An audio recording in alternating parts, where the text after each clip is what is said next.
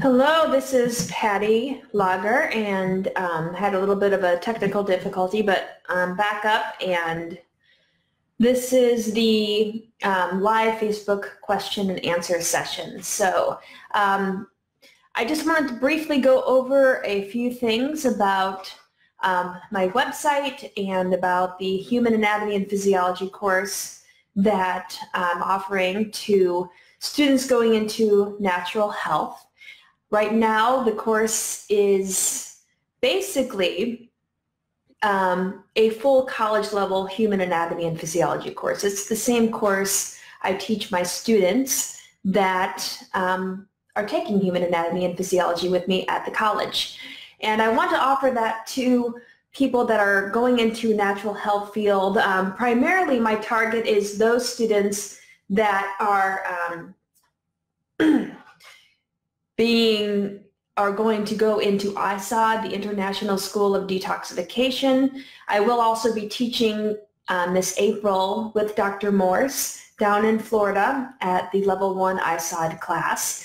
I've had a couple of conversations with people about what I'll be doing at ISOD, and then how does that relate to the online course. And they're different. Obviously, the online course is a full academic year of anatomy and physiology.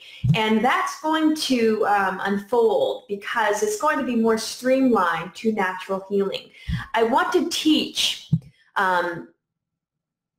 natural ways of how anatomy and physiology is perceived by a natural health professional, as opposed to what a lot of traditional textbooks tend to do, is to go into pathophysiology or pathological states, and always pointing to how treatment is best done allopathically. So all I'm offering, and I think what Dr. Morse offers and many of the detoxification specialists that have gone through his training and are out there helping people heal, is that there is an alternative. There is an alternative to the treatment options that are currently highlighted as the only options. You know, if you go to the doctor and you're diagnosed with something, basically they tell you you have to do this, and then they kind of treat you like you don't know what you're talking about, or that you could not possibly know how to manage your own health. We need to empower people to understand how their human body works. This is information that should no longer be occulted. It should no longer be hidden. It's not for the chosen few that are out there wearing the white coats and the stethoscopes around their neck. This information about how the human body works is very simple. The Human Anatomy and Physiology course I teach, it might go into some detail, and I think that detail is nice to truly go into the understanding of how all of these different organelles in the cell work, how the different biochemical reactions in and out of the cell work.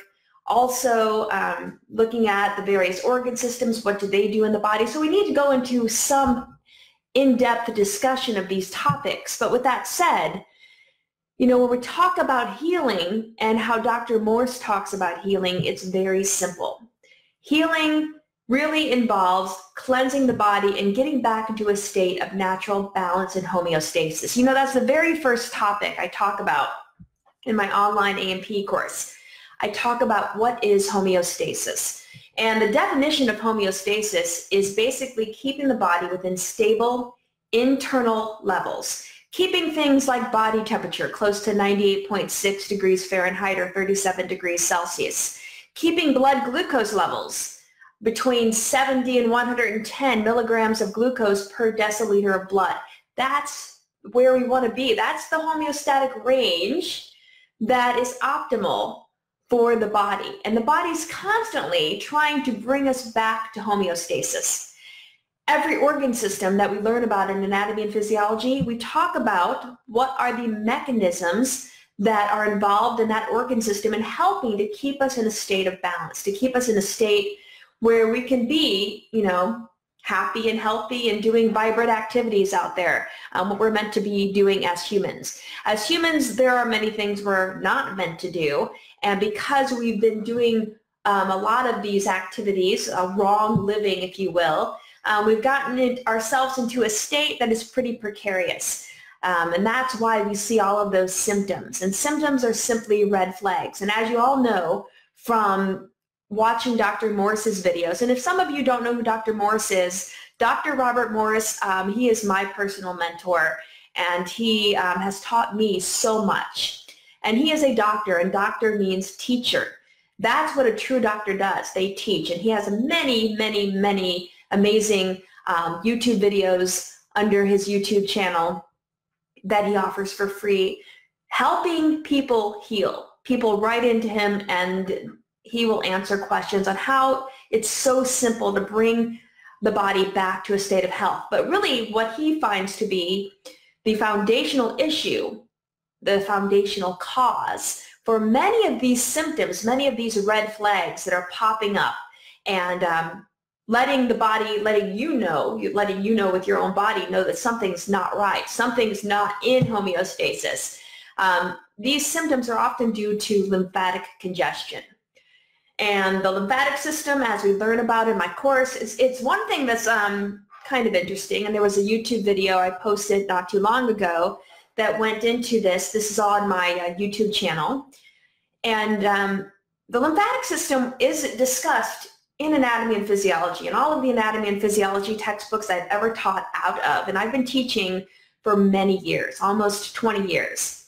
I started teaching at the college level in 2002, and prior to that, as a graduate student, I was teaching as a graduate teaching assistant. So I've been teaching for a very long time, and the anatomy physiology courses that are books that I've taught out of, they very rarely highlight the lymphatic system. They mention that it's there. They mention that the lymphatic system is a system of vessels outside of the blood vessels. And one really quick, Walden, are you the Patty from the Free Your Mind podcast? Yes, I am. I was on the Free Your Mind podcast, and I was actually on Mark Passio's live Q&A hour after his live broadcast today. So you might have heard me there. Some of you might be here from hearing me on Mark Passio's channel. And yeah, with the Free Your Mind podcast, Bill Church and Rahul were co-hosts, and then Bill has carried on with that podcast, and he's doing a wonderful job. But yeah, that is me. But coming back to the root cause, what is the root cause for why people get these symptoms? And it comes back to lymphatic congestion, and the lymphatic system is not stressed enough in various organ systems. So, you know, the textbook I have, and I should have brought one of my textbooks with me, but the textbooks that I teach out of, they show the one chapter on the lymphatic system, and that's when you learn that there's this system of vessels that are carrying excess fluid and waste products away from the tissue spaces. And then the textbook states that this fluid carrying all of this waste is just dumped right back into the blood. Right here, in fact, in the subclavian veins, which are right below your clavicles. That's where we're dumping all of this waste back into the blood. And if you think about it for a second, does it seem like a good idea that we're putting waste products, things that are acidic, the stuff that the body wants to get rid of, that we're dumping that back into this fluid that the body works so hard to maintain normal levels of various ions in, to maintain cleanliness in, to maintain a normal pH in? And the blood pH must stay between 7.35 and 7.45. And if it goes out of that range, really bad things can happen. So that's the goal of the blood, and we're dumping this waste back into the blood. So that's what Dr. Morris teaches about the lymphatic system, and I have come up with an alternate route using some scientific research that I have personally found of how the kidneys, which logically seem like a better organ to remove this lymphatic waste as opposed to dumping it into the blood, but how the kidneys might be the direct route for removing this lymphatic waste. And working with Dr. Morris, we see evidence of this congestion coming out of the body when you are put on a healing protocol. And as a lot of you know, a healing protocol begins with a foundational diet, a diet rich in raw fruits and vegetables. Fruits are better at cleansing, especially the juicy raw fruits. And they will help to purge that congestion out of the tissue spaces, and then adding to that the herbs, herbal formulas that Dr. Morse promotes, or that he sells from his clinic, or just if you look at the individual herbs, various herbs have been noted to help to strengthen and cleanse certain organs. And these herbs have been used by indigenous people for thousands of years as natural ways to heal. We've just made everything so complex in allopathic medicine, and that complexity has created confusion by the common folk. And when you go to a doctor, it seems like they have all of the knowledge, they have all of the information, and they're hiding it from you, and you just have to kind of sit back and do what they say. So that's one of the things, one of my goals is with my Human Anatomy and Physiology course, is to empower people to understand how their body works, and so that they can think logically how to heal it, and that you don't need all of these dangerous procedures just to simply help your body get back to homeostasis. So there are some people that are here, and I know that they had questions for me. Bianca is here. Hello, Bianca. How are you doing? I'm glad you can make it. And I know you had shared a question with me yesterday or maybe the day before. And if you're okay, I would like to address it now, if you're okay with that. And then hopefully I'll get to John after that. Hi, John. And Walden already popped in and again asked if I was on the Free Your Mind podcast, which I used to do that podcast a few years ago. So Bianca, I have your question. I'm going to pull it up really quick. And it's on the other page. One second. I think I'm having a hard time finding it. I think you had asked about teeth.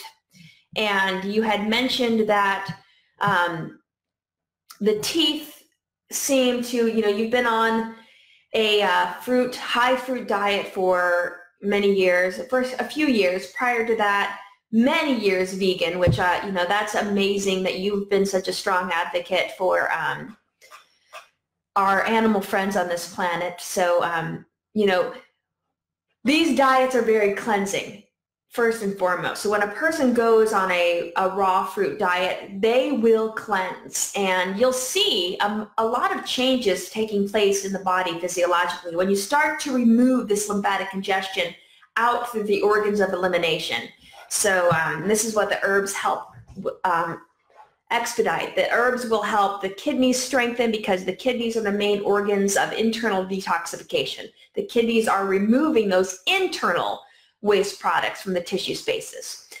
We've got the bowel wall, which can be a source of elimination, the skin, the lungs. So we want to open these organs up, help to release that which has been stuck inside of our tissue spaces. And when that stuff gets stuck into the tissue spaces, it creates inflammation. It creates, chronically tissue change, which could express itself as cells dividing rapidly. In allopathy, they call that a neoplasm, or the C word. It could express itself as loss of function, so an organ stops functioning optimally. It could express itself as ulceration, induration, where a tissue hardens. So there's a lot of different ways a tissue can respond when that congestive waste is stuck and it cannot be released. So coming back to Bianca's issue with her teeth. On the plus side, Bianca shared with me that she noted a lot of positive things with her skin. She noticed certain other changes that were, that were health promoting overall, but her teeth, the enamel of the teeth has kind of thinned out. So keep in mind that when we detox, and sometimes this journey of detoxification, it's not something that just can, within a few weeks, within a few months, can correct itself.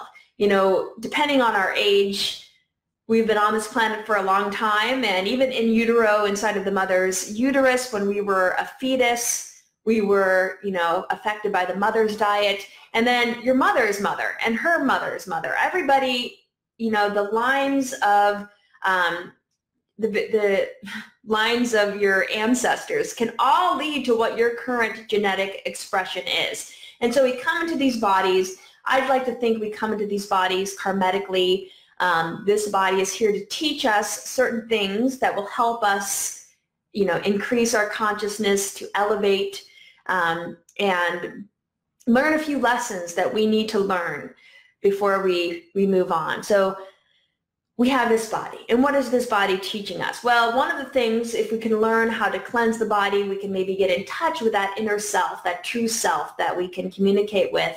But that cleansing comes with a lot of detoxification. And so some people feel that detoxification as negative things. And it's not always a negative thing, but it can seem like that. For instance, I know with a lot of women, when they start a healing regimen like this, and I know this was true for Hildy Larson, if those of you are familiar with her, she lost a lot of hair.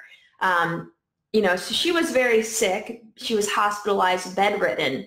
And on her journey, and I highly recommend you go to Hildy's website, read her books. Her first book is just so inspirational. And she's got a very compelling story that just truly expresses the powers of the herbs and the fruit to heal.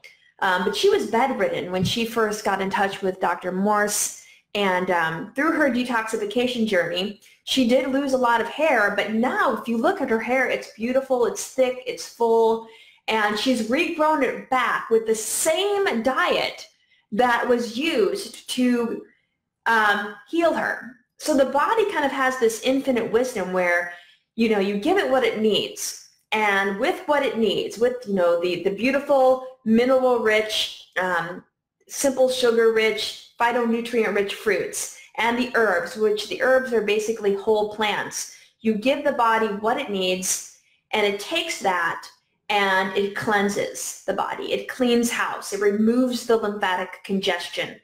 And then once enough of that has been removed and the body feels like, okay, it's time to switch gears, then it starts rebuilding tissue. And that same thing is happening in the teeth. So I know it's kind of been a long, drawn-out story to get there, but the teeth genetically know one thing, and that's how to be teeth. So what is a tooth? A tooth, we basically have, the outer surface of the tooth. So the part of the tooth that you see, the crown, its outer surface is the enamel. If you look at the root of the tooth, its outer surface is called cementum. Deep to or underneath to both the enamel and cementum, we have a porous tissue called the dentin. And then deep to that, we have a cavity. That's the pulp cavity where there's blood and nerve supply. So in the tooth, like every single other organ and tissue, we have blood, we have lymph, we have some nervous tissue, and that's what we need to cleanse. So there's a process of cleansing internally. So the blood and the lymph get to the upper and lower jaw by way of lymphatic vessels. And also we have blood vessels going in there. So that pulp cavity, which holds those vessels, that can be affected. If that's congested, the lymph can't carry away the waste products, and that could compromise the nutrients being delivered from the blood through the dentin, which again on the outside of that is where your enamel is. So you can strengthen from the inside. And so with regards to Dr. Morse's formulas, you want to make sure you take a calcium-rich formula. You might also want to support the glands. Now, for those of you that are ethical vegans, there is issue with the glandulars because they do unfortunately come from animal sources. But Dr. Morse talks about them because they can sometimes be helping in a stronger way to support those endocrine glands. But for those of you that are ethical vegans, and I respect that because I fall into that category, I tend to prefer using the herbal strengtheners of the endocrine glands. So the endocrine formula is a wonderful formula. You can also work with the thyroid gland formula. We think of thyroid, that tonic, which supports the thyroid gland. It does support metabolism, but it also, the thyroid gland secretes a hormone called calcitonin, which, like parathyroid hormone from the parathyroid glands, also helps to stabilize blood calcium levels. So you always want to go on, kidney and lymphatics. Those herbal formulas are going to help cleanse the foundational tissues. You want to support, what else? I mentioned the thyroid gland. The endocrine formula would also be another kind of more wider or systemic way of supporting all of the endocrine glands. And then, you know, the stomach and bowels, because you're going to be cleansing lymphatically from the bowel wall and, you know, GI room. So there's certain levels of how much do you want to go in down to the herbal process. So a detoxification specialist like myself, or one of the counselors that work with Dr. Morse, like Marcy or Attila, or any of the other amazing detoxification specialists that have gone through ISOD training with Dr. Morse, they can help put you on a protocol that can help you cleanse the teeth. Now, with that said, another formula that's quite beneficial is bones and connective tissue, or superfood 2.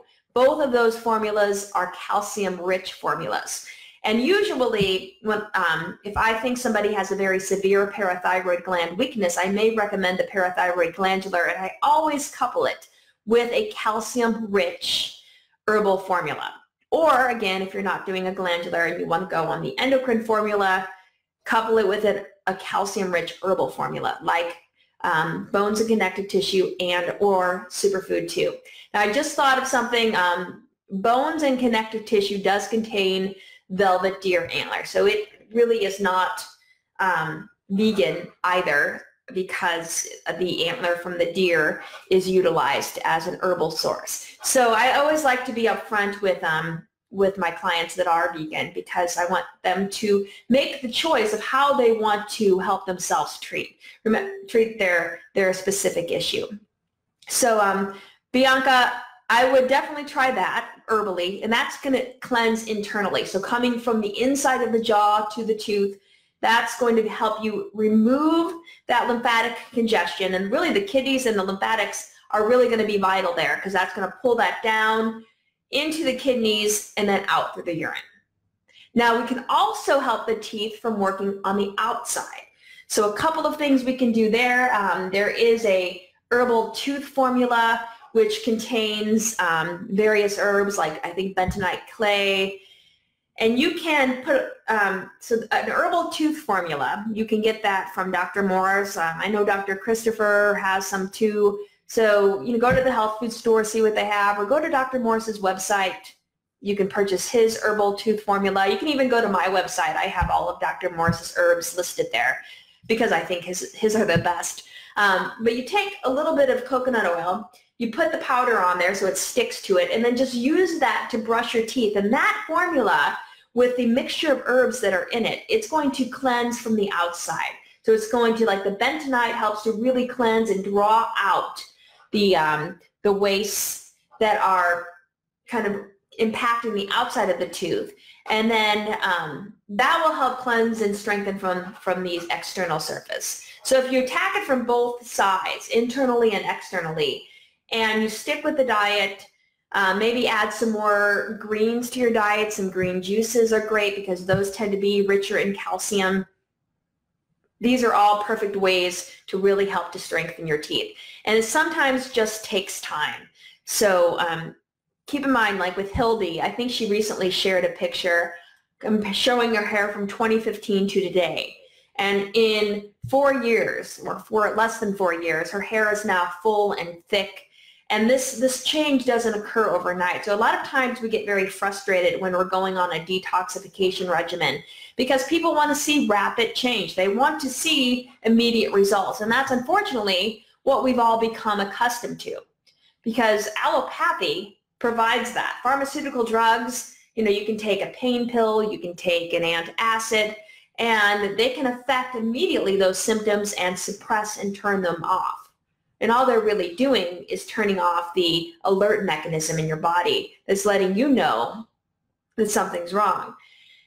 And if you keep turning off that red flag and you continue on with your normal activities of poor diet, poor lifestyle, the next thing you know, you're going to get a stronger red flag, and then a stronger, and then you go to the doctor, they diagnose you with something, and then you start medication that makes even more of an issue, because you have to cleanse that medication you're taking. So it's always best to listen to those subtle messages right at the get-go. and then just detox until you can strengthen and heal. So it's called, we call this detoxification regeneration. That's the process by which we truly heal an organ or a tissue. Okay, I think I probably have some other questions popping in.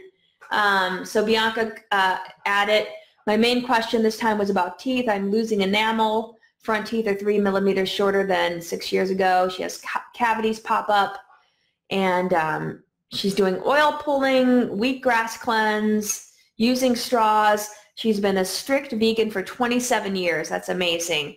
2+ years as a fruitarian, 44 years as a vegetarian. She also has prolapsed organs. So prolapsed organs, what that means is that the organ is falling out of position. And that happens too when there is a parathyroid weakness. So the parathyroid gland, which secretes parathyroid hormone.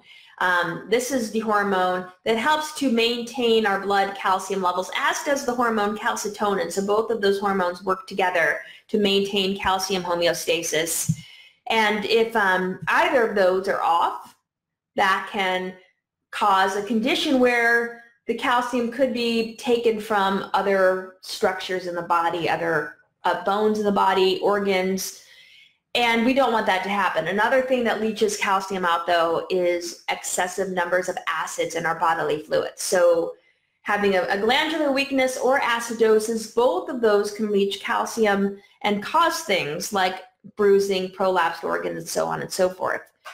And so Bianca is just mentioning that she also has a genetic history of the parathyroid weakness, and she's planning on diving into a heavy-duty summer or spring cleanse, and she's going to dig deeper, and that's really what we need to do. And one thing I'm hoping to do, and it might be closer to the summer because my plate's pretty full right now with teaching full-time and with helping people with detoxification and, continuing to update my online A&P course. But by the summer, I'm hoping to free up a lot of my time, and I would love to have group detoxes that we all can do together, that we can check in with one another, maybe do like a 20-day grape cleanse or a 20-day juice cleanse of some sort. And that way we're giving each other the support. So perhaps, Bianca, when I do a cleanse like that, you can join, and we can support each other. Because, even though I have all of this knowledge of how to help people heal, I still have to, put myself through detoxification episodes, and I try to do that at least 4 times a year. But it can be challenging. It's good to have that support and that motivation. So Joseph's here. If someone who has a very weak liver, is there a particular protocol that is best for clients with a weak liver? Is it better to take it slower or avoid certain fruits? The liver has so many functions. Could this affect someone's rate of healing? Well, the liver, as Dr. Morse describes it, is a chemical factory. And it basically is an organ that undergoes a lot of metabolic reactions. A lot of natural healers refer to the liver as a major organ of detoxification. The way Dr. Morse describes detoxification is that's the end step. That's when we're getting this junk out and we're putting it into the urine. The liver, what it does is, as a chemical factory, chemical changing factory, it helps, basically it's having everything that we absorb from our digestive tract. So the small intestine in our digestive tract is where we absorb most of the nutrients. And the hepatic portal vein is the vein that carries those nutrients from the intestinal tract to the liver. I also show a route where the lymph is taking fats from the small intestine directly to the liver. When you go by the normal teaching of the allopathic medical explanation, they teach that when fat is absorbed from the small intestine, it goes in the lymphatic vessels up to the subclavian veins, then we dump the fat into the blood, and then it eventually gets to the liver later. Again, that's a route where I question that. Dr. Morris questions that. So I show that alternate flow in that video I posted on my YouTube channel. Anyway, with that said, eventually all of the nutrients get to the liver, and then the liver has to handle all of that. Everything we absorb goes to the liver first. So if we have too much of something, like if you ingest a lot of sugar or a lot of a specific type of nutrient, the liver can store excessive amounts of specific nutrients, like it stores glucose as glycogen.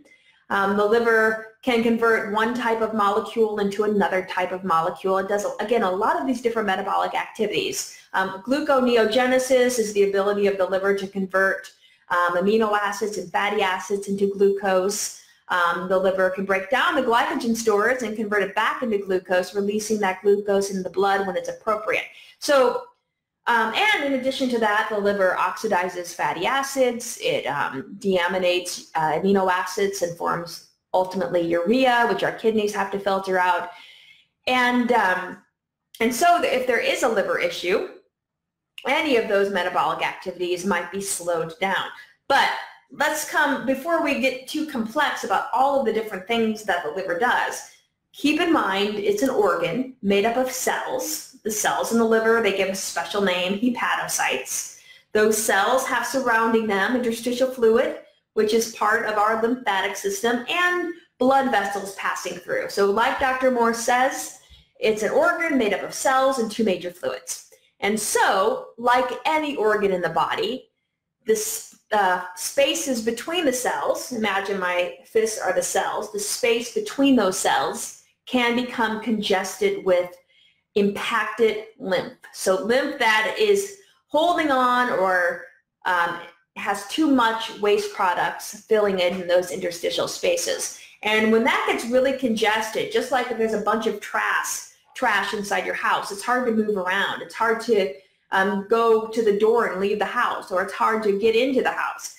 So we have to clean all of that stuff out. And so by cleansing the liver, you're going to help to increase the function of the liver.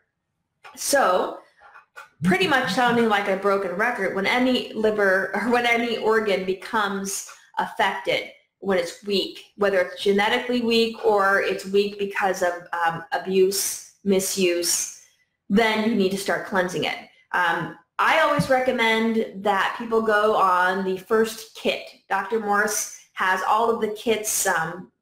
There's a 14-week protocol that he has on his website. I have all of these kits listed on my website, but the first kit has 2 kidney and bladder formulas. It has a lymphatic formula. It has a liver and gallbladder formula, because you always want to support that major organ early on in a detoxification protocol. It also has Parasite M, Parasite G, so you're doing a complete parasite cleanse.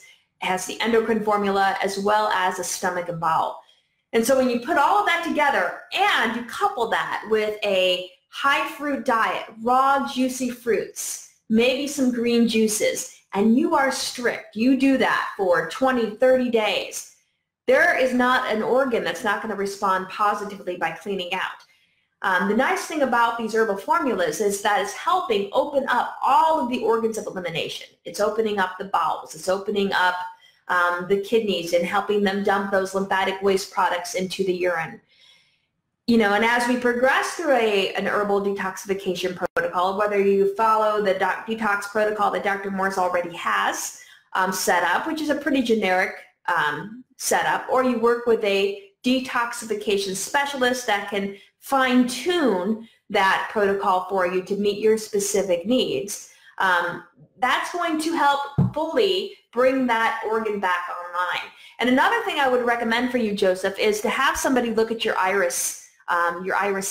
So I have clients send me iris photos. I practice iridology. Dr. Morse is the person that introduced me to iridology. It's an amazing way to non-invasively look into the body. And the iris, you can think of, they say the eyes are the windows to the soul. The iris has it's a little map of the human body. And every little placement on the iris represents an organ. The hole going through your eyeball, which is in the center of the iris, that's the pupil. Just around that hole, that represents our gastrointestinal tract. And then outside of that, we have all of the various organs. So we can look at the iris to see, do you have a true genetic weakness in the area of the liver, or perhaps is it lymphatically congested? Do you see a lot of pigments impacted onto that area? When I see a lot of like brownish discoloration, especially on a blue eye, or a mixed eye, that tends to indicate liver and gallbladder weakness. So doing a liver and gallbladder cleanse might be something you might benefit from as well. Dr. Morse has a liver and gallbladder cleansing protocol that I share with my clients. I always recommend, though, that they do liver and gallbladder for a full month before they do that cleanse. And in the week leading up to that cleanse, I recommend a high apple diet. Apples have malic acid, which is amazing for softening gallstones. The thing is, when you stimulate the gallbladder to release gallstones, if they are impacted, not only in the gallbladder, but impacted in all of the little bile ducts, you want to make sure those stones are nice and soft so that they're released easily. You also want to make sure your bowels are cleansing, because you don't want to dump all of that into the small intestine and then have it just get stuck there. So there's a lot you can do to flush the liver out.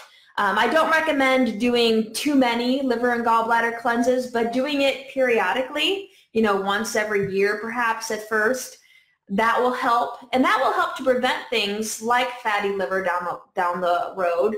But yeah, liver and gallbladder issues are quite common. And it's so scary. And teaching, I've been, like I said, teaching almost 20 years now.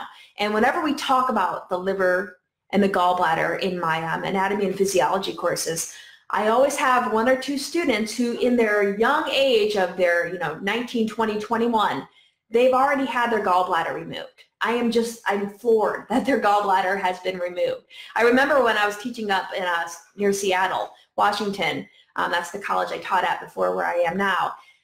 One of my students knew that I was, very passionate about natural healing, and she actually asked me how she can save her gallbladder because her doctor was pushing for it to be removed. And so I shared with her what I knew, and hopefully, I can't control my students. I don't like to interfere too much with their lives because, that professor-student relationship, but at the same time, their life is on the line, so I'm not going to hold back. And if I think I can help them and offer them an alternative, and they can feel empowered by going down that road, perhaps they can save that cute little gallbladder, because it does have a job in our body. It's not just this organ that God gave us that has, it can go, we can take it or leave it. It does something really important, and if you have your gallbladder removed, you're going to have a hard time digesting fats, and that could interfere with the fat absorption of certain fat-soluble vitamins. There's just a whole plethora of things that could end up happening after that. Now, if you have had your gallbladder removed,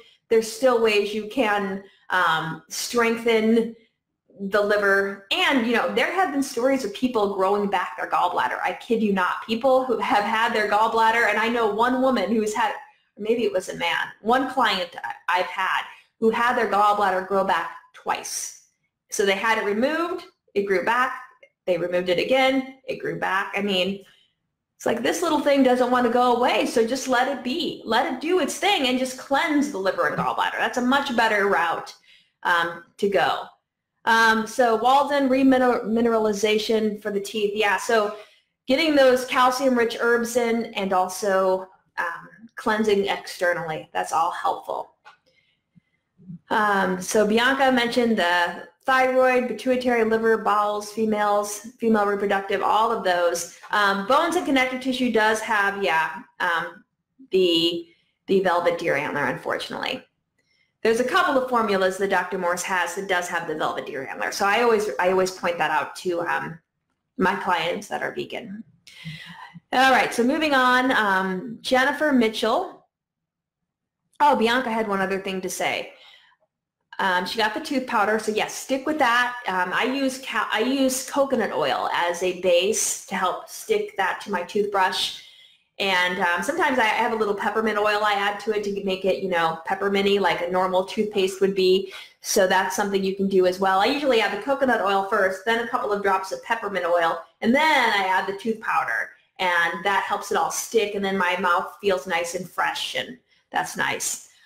Bianca mentions I never did green juices because I love fruit only. But yeah, try a green juice. A green juice is the greens, chlorophyll, which is the green pigment molecule in our green leafy vegetables. The color green, by the way, is very balancing and very healing. And our greens are some of the most calcium-rich foods out there. I mean, where is the cow getting all of its calcium from? They're out there in the fields eating the green plants, eating the grasses. And that's where we can directly get. Now, there is calcium, and some fruits have higher amounts of calcium than others, but the fruits have a beautiful array of calcium. But if you want to really get a more dense source of calcium, go for the green juices. And I always throw in my green juices because the green juices aren't as wonderful as the fruits as far as how they taste. So I always add like maybe a little bit of pineapple, some lemon, maybe some apple to my green juices, and that makes it much easier for it to go down. But the green juices are great at building. They're great at, like Walden said, remineralizing, adding those organic minerals back into our body. And then we use that to help regrow these structures. So maybe adding a green juice daily, that would be a wonderful way to help support that activity in your teeth. Jennifer Mitchell wrote, she heard Dr. Morse say liver weakness or detox can cause anger. That is so true. In Chinese medicine, they correlate emotions to all of our various organs. And I'm trying to remember from when I was studying naturopathy, but I learned all of that at one point. But yes, the liver is the seat of anger. And so what's really interesting when you're doing like a liver and gallbladder cleanse, or you're cleansing the liver specifically, you may have a lot of pent-up anger, maybe anger you have not felt for a while, but as you start cleansing that tissue, you start releasing that anger. So give your body that ability to express and release those emotions. So if you have somebody to talk to, that would be wonderful, whether it be a therapist or even a detoxification specialist. I tell my clients to email me whenever something is going on. I want to, if I can help them, maybe a quick phone chat, a quick Skype chat, if they're going through something emotional, I try to support them, because there is physical detox and there's emotional detox. And emotional detox is quite real, because a lot of what we take in our body is there to suppress some sort of emotion. I mean, a lot of people, like women, tend to eat more junk food, more fatty food, more chocolate right before their period. And their period, their menstrual cycle, this is a natural cleansing time. So right before the woman in her uterine wall, right before she releases that built up endometrial tissue. And the menstrual cycle is meant to be a natural detoxification for that organ, because this is the organ, the uterus, that's going to be housing the cute little fetus for 9 months. You want that organ to be as healthy as possible, and you want that space that the fetus is growing in to be as clean as possible. So she has the woman that is, of childbearing age, between, puberty and menopause. Every month she's going through a detoxification cycle, and she builds up a lot of emotion as that endometrial tissue thickens fully. And then right before she's about to release it, that premenstrual period, those emotions are at a height. And so the woman should, females on average should make note of that emotionally they're going to be a little bit more sensitive, and have a healthy way to deal with that, whether it be giving yourself time and space alone, journaling, talking to somebody. It's all great, because in writing things out, in talking, you're getting to the heart of the issue, and your body is always trying to communicate with you. So it's good to practice that. But yes, anger is housed to the liver. So other organs, I think I've heard like the lungs are associated with grief. The kidneys are associated with fear. So there's a lot. I don't know of them all. I'll have to go back and read that. Michael writes, any idea of the cause of a vision looking like broken glasses when jumping up and down? So like, are you seeing like little light specks when you're jumping up and down? I know that there's a variety of reasons why there could be visual disturbance going on in the eyes. I mean, things like floaters that happen are often due to the vitreous humor, which is the gel-like material in the back of the eyeball, which is made up of gelatinous proteins. And those proteins, by the way, are there your whole life. So if those proteins start to, again, become too acidic, so when our body is over acid and those proteins start to agglomulate, as Dr. Moore says, as they start to become more compact, that can appear in our field of vision as floaters. So sometimes when people are moving in a very bright space, they can see those types of things in their field of vision. In other cases, if it feels like it's like a sharp, it looks almost like firecrackers, that could be the retina, and perhaps the retina, which is on the inside lining of the eyeball, which the vitreous humor is helping to hold in place, that retina could start to detach a little bit. So in those cases, I would typically recommend the eye health formula that Dr. Morse has. You can also do an eye wash where you remove the alcohol from the eye formula, and after you steam off the alcohol, you put a little of that in a little eye cup, and then you just basically hold it over your eyes, lean back, and blink. And that will help draw out any congestion from the external surfaces of the eye. This is also great for people that are undergoing, like I probably should do that because I'm wearing readers right now. Too much teaching, and I've been teaching online as well, so a lot of computer screen reading, which is why I recently bought blue blocking shades, but I'm not wearing them right now. And but activities like that, protecting your vision, staying away from laptops and phones because we have an over tendency to use those, and that can affect our vision. So there's a lot of things you can do to help your eyes. Michael writes, have we spoken on hair? Oh yeah, Michael, I actually remember, I remembered your topic on the YouTube. So yes, mentioning hair loss and have men easily reversed male pattern baldness. I personally, unfortunately, have not helped any men. Oh, actually, you know what? I take that back. I do take that back. There was one young man that I worked with when I was at Dr. Morse's clinic working with him that he did have hair loss, and that was one of his major concerns. And so, yeah, and we actually had some success with that. He said, after a few months, I remember he was getting kind of that fuzzy hair growing in, and that was kind of coming through the hair that he had already lost. And so I don't know, because he was a younger man. He was probably in his early 20s, late teens when I worked with him. I don't know if he had the genetic male pattern baldness, but he was losing a lot of hair. And so again, upper circulation, brain and nerve, those herbal formulas will help draw more blood to the head region, helping to nourish those hair follicles.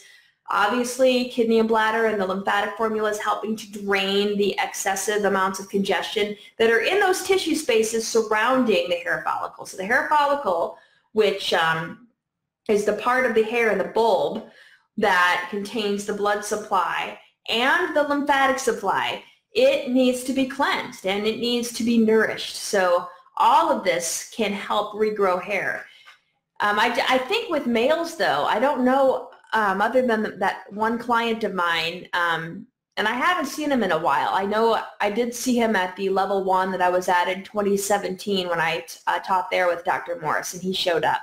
And it looked like his hair looked a lot healthier than the time I had saw him before. So, but yeah, I just haven't had the opportunity to work with a lot of males, but that would be my recommendation. My recommendation would be to cleanse, to dig deeply, and sometimes it takes a while before you start seeing those changes. So you really have to kind of stick with the high fruit diet. You can take breaks every now and then. You can slow the detox down a little bit, but it's, really beneficial if you push through and you do those fruits. You do, the 20, 30 days of grapes with lemon. That is so cleansing. And if you can push through it, get to the other end, support yourself herbally, you're going to start seeing some changes. And, it doesn't hurt to back down for just a second. Like if you're doing 30 days of grapes and then you take a week off and you do some green juices, some green salads, and then you go back on it again. That never hurts either, okay? But as much as you can do of the cleansing fruits, you're going to see some benefit. Joseph writes, thank you for explaining. I have a big lesion in the liver area. Wasn't sure if the body could dump so much lymph in the liver that it wouldn't keep up. Well, remember where the lymph is going. Yes, lymph is coming from the small intestine. That's natural. That's natural how the nutrients are going to be flowing from the digestive tract to the liver. The liver is the area where we have to store, modify, detoxify all of those nutrients that come from what we ingest. Now, with that said, what is a lesion? So a lesion is just basically an abnormal area of an organ. We used to call actually the lacunae in the iris lesions, but that nomenclature has been replaced with lacuna because lesion tends to have kind of a negative connotation. So lesion, like I said, for a typical organ is just abnormal tissue, and it's tissue that's probably congested, lymphatically congested, so we have to cleanse that out, and that tissue will heal. You know, the liver is an amazing organ. You can remove a big chunk of it and it will grow back fully. And those hepatocytes divide mitotically. They can replace themselves. So it is one of these organs that is made up of cells that are capable of dividing and replacing any lost or damaged cells. All we have to do is make sure that we get the congestion out and that we get the blood in there.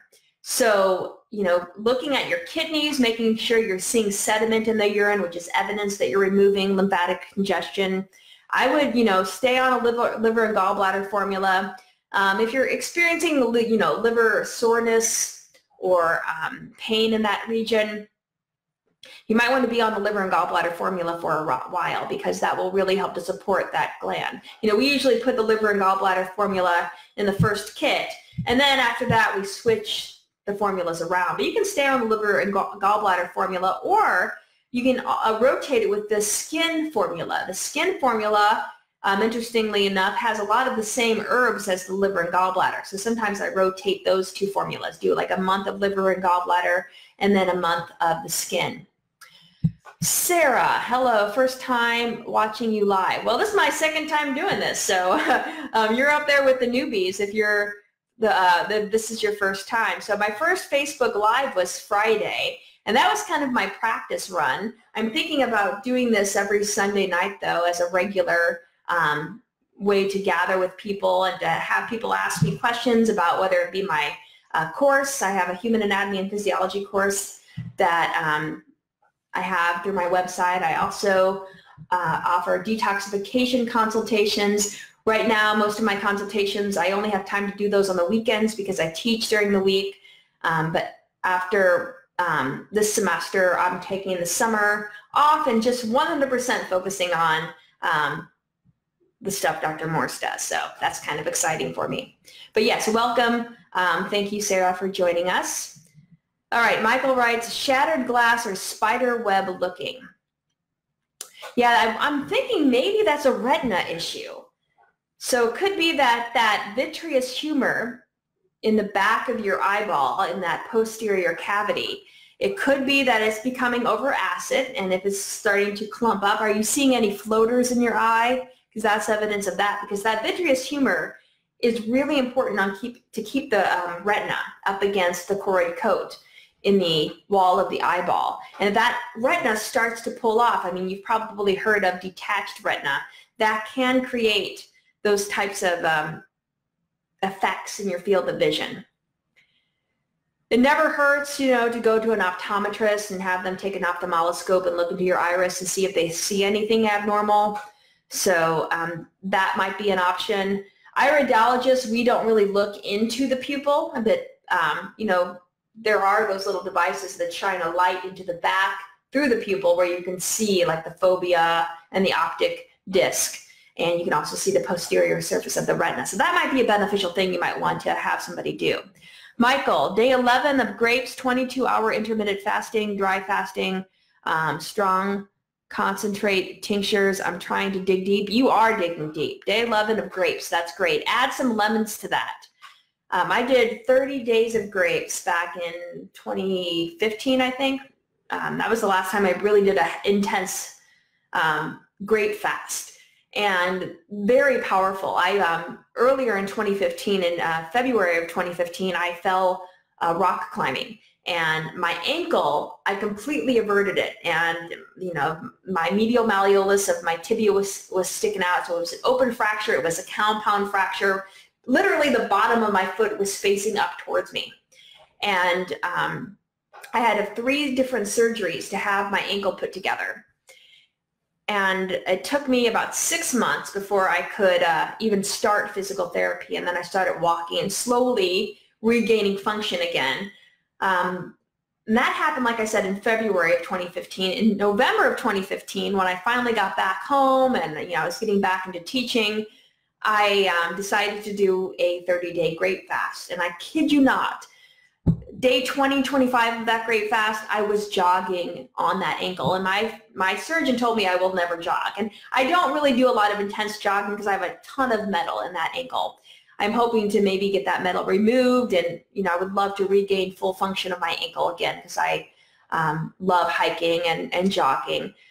But the grape fast did so much cleansing of all of the drugs that were used. When you're undergoing surgery like that, they put you under some pretty strong drugs. So I wanted to cleanse that out of my system and just kind of remove a lot of the lymphatic congestion, that a lot of that was trapped there from simply the scar tissue of the surgeons cutting in. So keep in mind that even though our path of healing is an alternative, I don't even like to call it an alternative, but it's a true path of healing. There is, a place for allopathic medicine, and, good surgeons are amazing, especially those that can put the body back together after a traumatic injury like my own.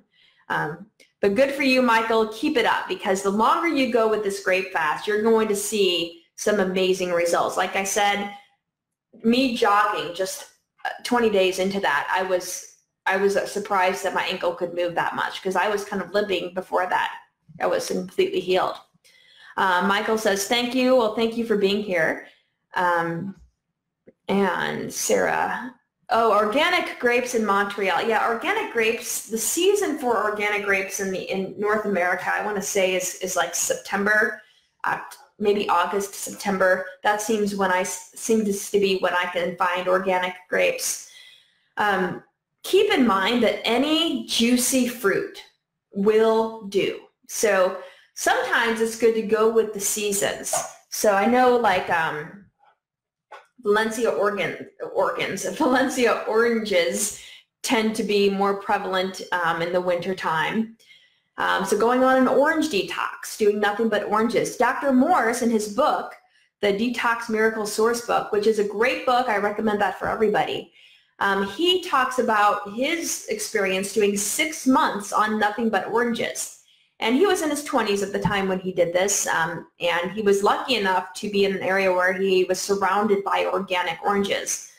But he had amazing experiences doing nothing but oranges for 6 months. So oranges, grapes, they're all going to be highly beneficial to help move out that lymphatic congestion. So go with what you can find. Really, it's all going to help. If it's full of naturally distilled water coming from the root system of the earth, it's going to help you out.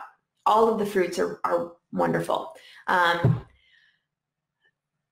Tad, is it Tad or Thad? I've seen you on Facebook. Thank you for showing up. I appreciate it. Would a person with major master gland weaknesses need to focus more on strengthening the hypothalamus and pituitary than the adrenals? So wouldn't that mean we need to first work on cleaning out the bowels first, and then the head can drain? And you're on board with this, so that the master glands can work better after the kidneys and adrenals first. Is it not true that we can get the adrenals to work right until we get the master glands working right? So what you're saying makes sense, because we have to remember, where is detox focused? It's right there at the kidney level, where we're pulling out that lymphatic congestion from all of our internal body fluids. So I teach in my normal allopathic anatomy and physiology course that the kidneys filter the blood. And we can show a pathway for that. All of the textbooks show that. The video that I posted, though, last week, I showed a pathway that I found in a research journal showing how the lymphatic system also is obviously in the kidneys. But there could be a route that we need more research to show definitively of how the kidneys filter out the lymph.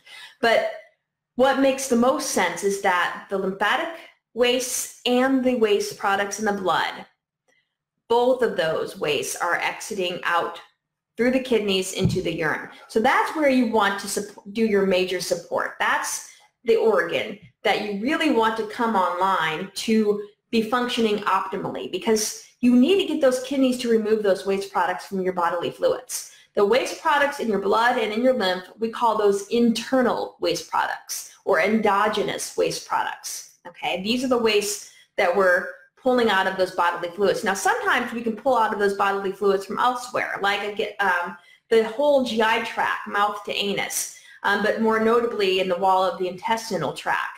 You can lymphatically pull, so this is the wall of, like, let's say my small or large intestine. You can lymphatically pull from the inside of that organ into that lumen, into that space, so that it's exiting out with the feces. GI broom is wonderful for that, and always coupling that with the stomach and bowel or heal all capsules to really strengthen and tone the bowel wall. So that's another way to pull lymphatically internal waste products. And like you said, I mean, you're right, you're exactly right. We've got to support those foundational organs, so supporting the kidney, supporting the lymphatic system, supporting the stomach and bowels. And this is why those herbal formulas are highlighted in all of Dr. Morse's kits. Now, when talking about the master gland, it's way up here. So the master of the master is the hypothalamus. The hypothalamus is a part of the brain, is a kind of in the deep area of the brain. It's just anterior to the pineal gland, and hanging below it is the pituitary gland. So two major, very important endocrine glands just behind and below the hypothalamus. But the hypothalamus has a lot of different functions. The hypothalamus does control the pituitary gland hormonally. The hypothalamus also controls the autonomic nervous system. So if you talk about, like, let's say the adrenal glands, the hypothalamus has an indirect effect hormonally on the adrenal glands and also a nervous system effect on the adrenal glands. So it's supporting it in two different ways. So the autonomic nervous system is that branch of your nervous system that controls those bodily functions that you cannot consciously control, like, for instance, heart rate, respiratory rate, how your blood flow is going. You know, is the blood going to the skin and you're getting really red because you're jogging outside, or is the blood flow going to the internal organs because it's really cold outside and you're trying to conserve heat? So that's what the autonomic nervous system does. The hypothalamus is the source that controls that. So the hypothalamus is a very important brain area. In addition to that, in addition to it controlling the pituitary and controlling the autonomic nervous system, it also is our thermoregulatory center. It controls our body temperature. It controls hunger and thirst. The thirst center, very important to the hypothalamus. There's an emotional component to the hypothalamus. So it's part of that limbic system where it plays a role in emotional memory. It has a lot of different functions. There's many different nuclei in the hypothalamus, and each nucleus, and the nucleus, when we talk about the brain, is just a cluster of neuronal cell bodies, but they each have their own specific function. And so when you support the hypothalamus, you support all of those functions. But if you're really trying to support a specific gland that has a hormonal connection and a nervous system connection to the hypothalamus, like the adrenals, the hypothalamus would be a good place to start. So it's a really important brain region, and you can see it right there kind of at the 12 o'clock position of the iris. So always check that area for pituitary and hypothalamus, because if you're dealing with any kind of adrenal gland, or I'm sorry, endocrine gland weakness, sometimes it's not the endocrine gland that's showing the negative symptoms. For example, it's been a long day, hypothyroidism. Too low of thyroid hormone being produced by the thyroid gland. So this could be due to a thyroid gland weakness. It could be due to congestion in the thyroid gland. So focusing on the thyroid gland would be really beneficial for that person, right? So if you're looking at their iris photo and you see that lymphatic congestion in that thyroid region of the iris, or you see a lacuna or a rarefaction, separation of fibers in that area, these are all indications that this gland is weak. But you might come across an iris, so you have a client and you look at their iris and their thyroid gland area looks fine. Maybe they have a little bit of mucus build up there, but overall it looks pretty good. So if they're still showing negative symptoms of low thyroid function, then look at the 12 o'clock mark. Look at the pituitary or the hypothalamus, because the hypothalamus secretes a hormone, thyrotropin releasing hormone, that tells the pituitary to release thyroid stimulating hormone, and then the pituitary hormone, TSH, tells the thyroid gland to release its hormone. So we have this cascade of one hormone affecting another hormone affecting the third hormone. And if anything in that cascade is off, the thyroid gland can show weakness. So hypothalamus, incredible, and it could be the source of what you're looking at. But keep in mind, like you said, you always want to be supporting the kidneys, the lymphatic system, the bowels. All of those major organs of elimination need to be supported throughout any detox journey. So I hope that helps, but that's a wonderful question. I mean, you're right on board there.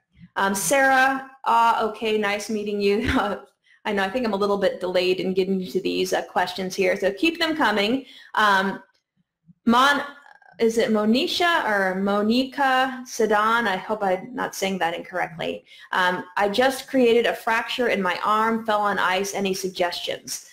Gosh, yes. They're like bone knit herb. You can do some compresses on the fracture itself. Now, sometimes you do need to go to the doctor to have them set the bone. Okay, so getting it set correctly is helpful, especially if it's one of those fractures where like at the epiphyseal plate, or it's been positioned abnormally.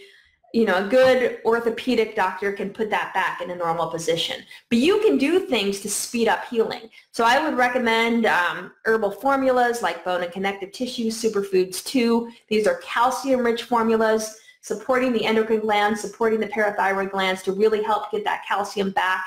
Because when you're healing a fractured bone, there are cells in your bone called osteoblasts. These are the cells that build the new bone matrix tissue. So those cells are supported.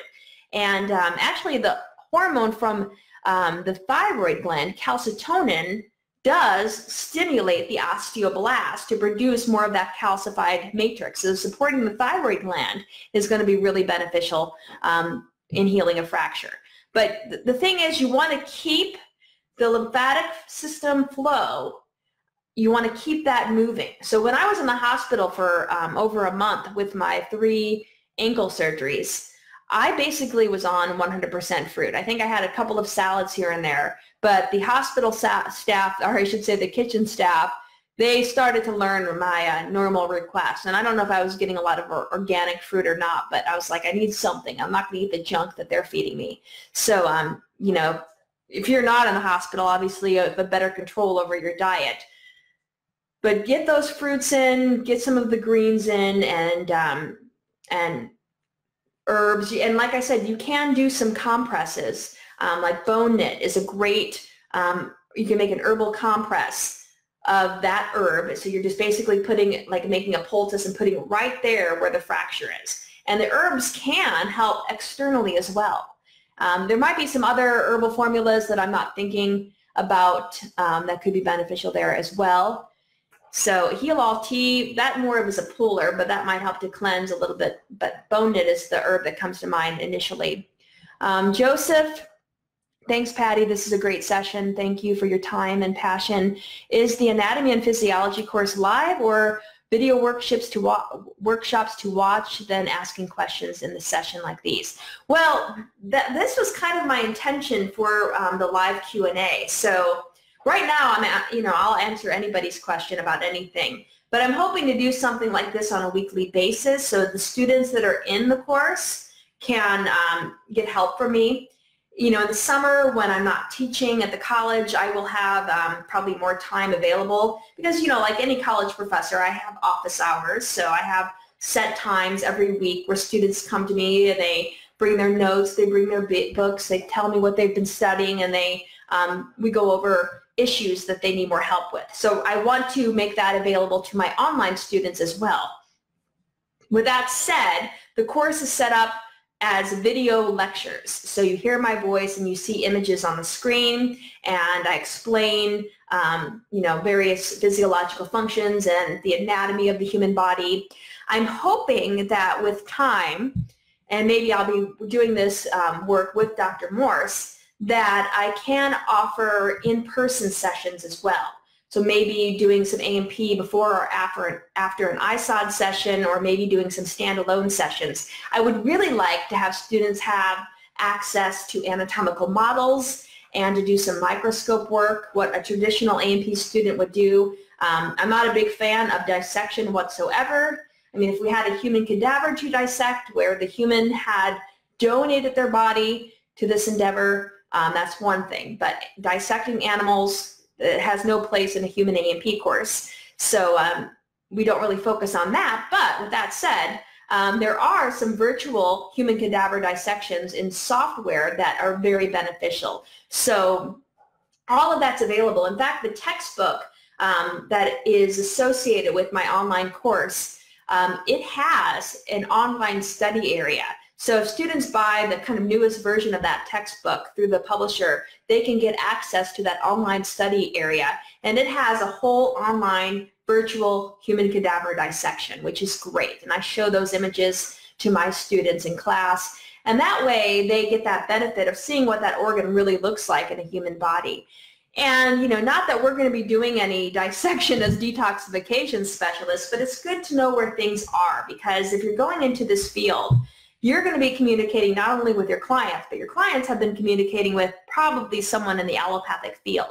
And so you want to make sense of what they're telling you, and you want to be able to maybe look at what they bring to you as part of that healing session that they're scheduling. So it's good to have that foundational knowledge. But right now, it's just video lectures. I've been corresponding with a few of my students through email. In fact, some of what I do when a student has a specific question, my online students currently, is I will do video responses. So let's say I think a recent question from one of my online students was asking about, what was she asking about? I want to say it was something with the lymphatic system, because all of my students are obviously into the lymphatic system. But I think she had a question where I showed the picture in my video response, and I was explaining and helping her make sense of what she was confused about. So that's kind of how I work with students right now, since we don't have, I don't have any right now in the immediate future, anything planned for face-to-face type of interaction. But I'm hoping to change that. And I'm really hoping to work with Dr. Morse to offer a more broad spectrum of courses for like a pure naturopathic program, a true healing school where students can go through and learn anatomy and physiology, learn iridology, learn how to use these herbs effectively to help people heal, so getting some herbology medicine, some plant medicine in there, spiritual studies, all of this as a holistic program. This is something I know Dr. Morris has been talking about, and I want to be there to support him. So news on that could be coming shortly. But I know that A&P will be a foundational science course, and even chemistry. So my master's degree is in biochemistry, so I plan on putting a biochemistry course together as well. Just getting that foundational chemistry coursework out there. Right now in my A&P course, though, I do offer a full lecture on chemistry, so you get that foundational chemistry with the A&P course as it stands now. Okay, so so that's a little bit how that works. Right now, no workshops in person scheduled, yes, but I do recommend that my online students get in touch with me frequently to ask questions. Annie, one of my female clients, 47 years old, did 40 days of grapes in 2017. It stopped her period and she hasn't gotten it back. What's my opinion on that?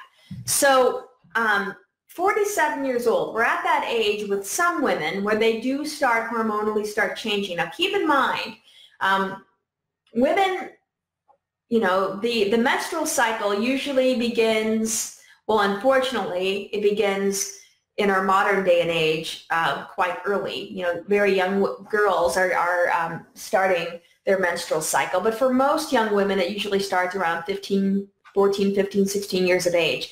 And then that carries them through the childbearing years where physiologically they're optimally primed for carrying a fetus full term. Now, obviously we live in a society where we don't keep our organs very cleansed, and the body kind of intuitively knows when it's in a time where it can't carry a fetus full term. And so during that time, the cleansing may slow down.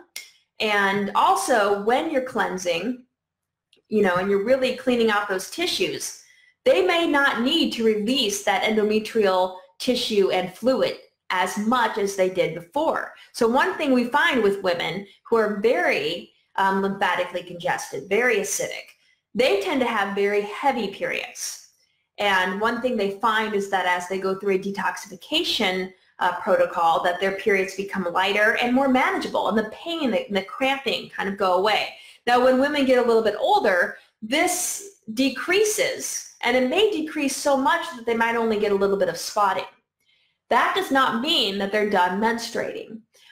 All it means is that they don't need to detoxify and remove as much tissue from their endometrial wall as they did prior to them cleansing, when their tissues probably were more lymphatically congested. So that could be part of what's going on, because at 47, she's still young. I mean, there have been women in their 60s still giving birth to children.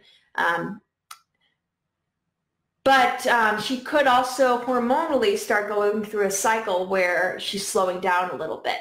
So the body's going to try to communicate that. But I would say, you know, supporting the pituitary, supporting the female reproductive system, that can help, because the pituitary secretes, you know, hormones, the luteinizing hormone, follicle stimulating hormone.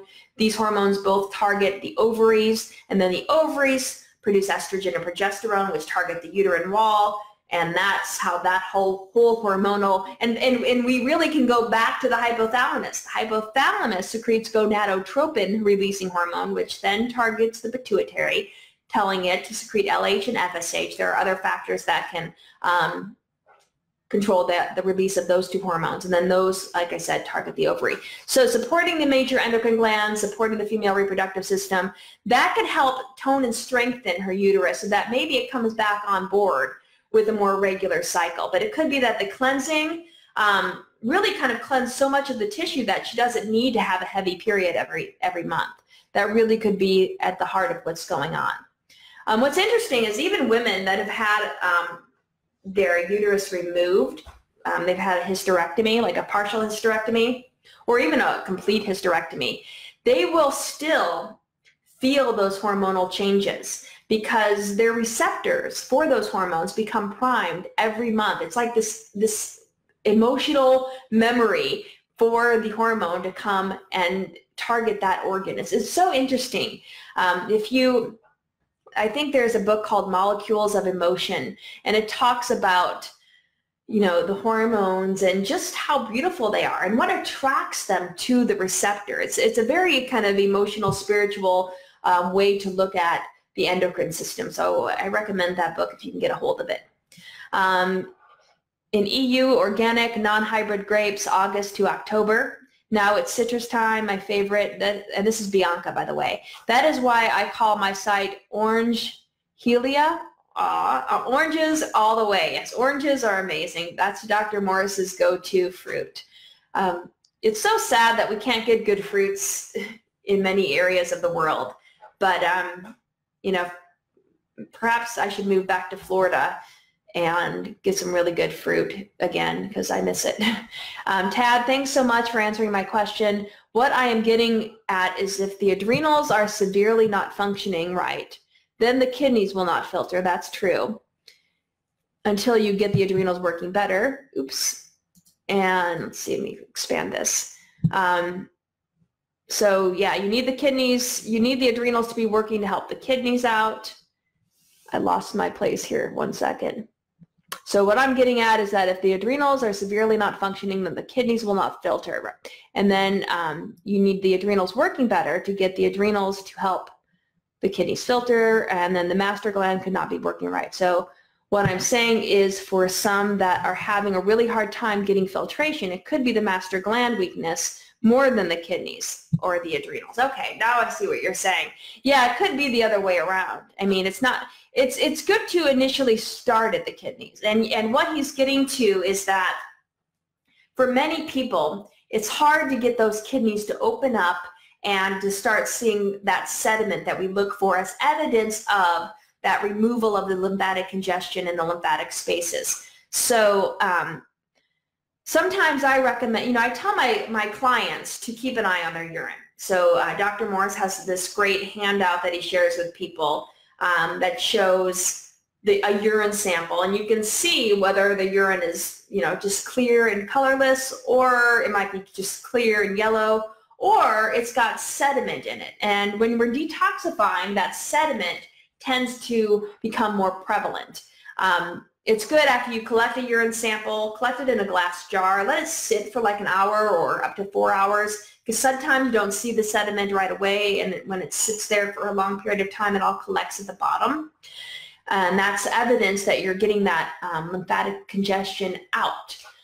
Now, with that said, if you're detoxifying and your urine is very clear, and that tends to happen when you're eating a lot of fruit, especially high, juicy, water-rich fruit, because it's so cleansing. It flushes out so much that the solution ratio, there's so much more water than there is solute. You just don't see the sediment. So we might recommend some dry fasting to help concentrate the fluid so you can actually see that that congestion is coming out. But sometimes even people with dry fasting, they're still not seeing that sediment. So this is where you might want to look then at what could be the problem if it's not the kidneys themselves, or what's making that kidney not function optimally. So at that point, there's a couple of options you can look at, but like Tad was saying, we might want to look back at the hypothalamus. The hypothalamus secretes a hormone called corticotropic releasing hormone. Corticotropic releasing hormone targets the anterior pituitary gland, telling it to release ACTH, adrenocorticotropic hormone. ACTH then targets the adrenal glands, and it tells the adrenal glands to secrete cortisol. Now, hormonally, that's how that cascade works. Now, cortisol really is more of a stress hormone, but through the sympathetic nervous system, the hypothalamus also controls the adrenal glands. There, it's stimulating the release of epinephrine and norepinephrine. Now, the hormone you're thinking of that affects the kidneys most notably are hormones like aldosterone. That's a type of hormone called a mineral corticoid, which affects the levels of various ions in the blood. And these are ions whose levels can be maintained by affecting various regions of the nephrons in the kidneys. The nephron is the functional unit of filtration in the kidney. So that's how the adrenal glands, through those hormones, affect the kidneys. But there is that strong connection with several of the hormones coming from the hypothalamus. So you might have to start back there. So doing, major endocrine gland support with the endocrine formula, even the pituitary formula. I don't think there's an herbal formula specifically for the hypothalamus, but there are glandulars for the hypothalamus that some people have been, I think Marcy's been getting into using the hypothalamus glandular as a way to support clients. But yeah, it could be that you need to look at those master glands, especially if you're dealing with a tough case and the kidneys simply just don't want to purge out any of the congestion. John writes, Mucuna pruriens is a great, and I'm probably saying that incorrectly, is a great herbal ingredient that aids the pituitary and dopamine secretion. All right, so I'm not familiar with that specific herb, but I'll have to look into that. And dopamine, that's your, that's both a neurotransmitter and it functions hormonally, but as a neurotransmitter, it's that pleasure neurotransmitter, brings forth a peace, not really peace, I should say, but more happiness. It's also the hormone or neurotransmitter that tends to be heightened when people do certain types of recreational drugs. That's dopamine. Dopamine levels are low in cases of Alzheimer's disease, Parkinson's disease. That's a lack of dopamine. So someone with Parkinson's may benefit there from that herb. So thank you for sharing that, John. Bianca is replying to Tad, so hopefully Tad was able to read that. I'll kind of keep going on because I think my list is getting pretty long here. Simple fracture in a cast. Oh, he's a senior. So if the fracture is in the cast and you can't get to it because of the cast, really just, Fab 4, that's a great place to start, or just that first kit. But, you want to do a calcium-rich herbal formula. So Superfood 2, or you can try bones and connective tissue. Both of those formulas, very calcium-rich and good for the bones overall. You're welcome. See, agreed. Knowing the human body is crucial. Thank you, Bianca. Lynn is here. Hi, Lynn. How are you? Joseph says, thank you. Lynn is asking, what is a healing crisis and why do we get them? How do you feel about the enhanced pills from Dr. Morse? You know, I've never really worked with the enhanced pills. I don't know a lot about those. So I know Dr. Morse, I think when I was there, he had those, but I never really worked with those specifically. With the healing crisis, there's kind of a big difference between, well, some people say everything's a healing crisis. So any type of symptom that you have, your body's telling you something's not right, and your body's probably trying to purge that which should not be there. Perhaps it's lymphatic congestion that's building up to the point of causing an irritation and then progressing to inflammation. And your body's just like, oh, time to get rid of this, because if I keep this in my body too long, that tissue change is going to go from inflammation to something even more serious, like tissue change, ulceration, induration, or, you know, the C word, the neoplasms, as we are more safe to say. So that's what a symptom is. But usually you know that symptom's there because the body's doing something to try to purge something out of your body.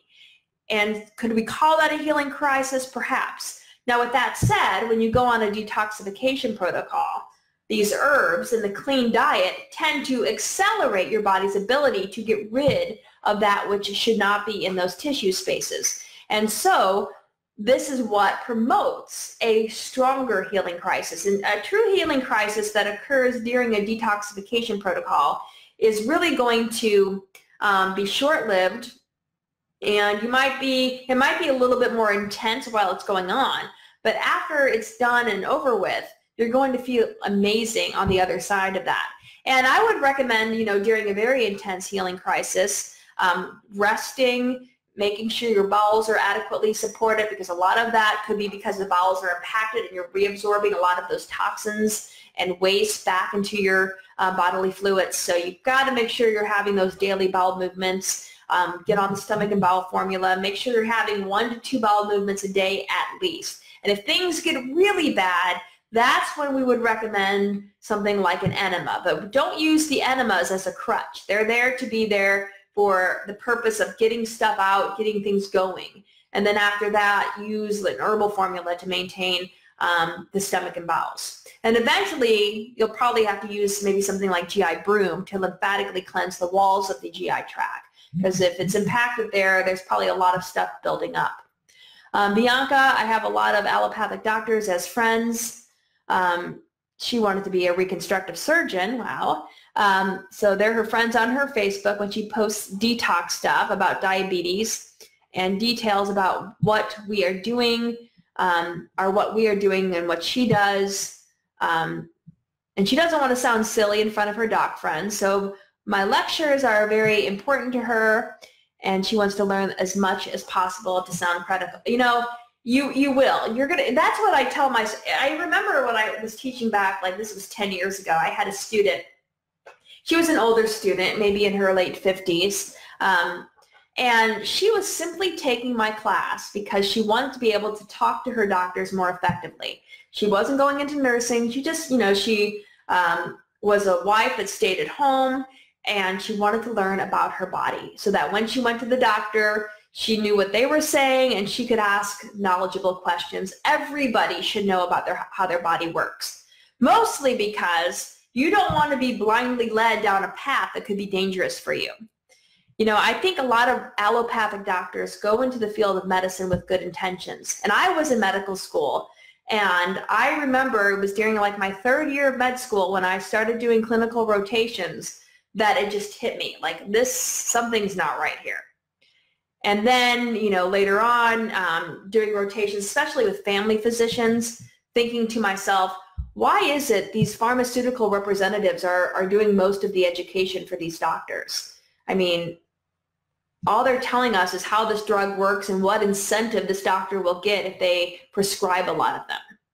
So, you know, that's when I kind of felt like this is not right for me. It was later at that time that I did an internship with Dr. Joel Furman, who's a medical doctor who back in the 90s was doing water fasting. And I was really intrigued by that, you know, water fasting, doing nothing but water. And here he is getting these amazing results, helping people cure very chronic diseases. So I went up there and I called him up and I told him I was a medical student. I want to do an internship with him. And he invited me up to New Jersey to work with him. And I was so inspired by the clients he was working with that I actually did a 26-day water fast myself. And, you know, Dr. Morse doesn't really support water fasting, mostly because we tend to be very chronically congested in today's society. And so water fasting is pretty intense, and you really have to rest, and you really want to be monitored. When I was working with Dr. Furman, we tested the blood of the people that were there water fasting. So, you know, I was drawing blood samples, and we were just making sure electrolyte levels were normal, you know, doing the daily vitals on everybody just to make sure that their body's responding well to the water fast. And I think there was one person that had an emotional breakdown during water fasting. Again, lots of emotions stored up in our tissues. They can come up during an intense cleanse. But, you know, Dr. Furman basically told me that, you know, and this was before he was as big as he is today. Now he's, you know, written many books, and he, you know, he's been on Dr. Oz, and he's got like a PBS special. But back in those days, he said, you know, Patty, I am not going to make a lot of money being a physician.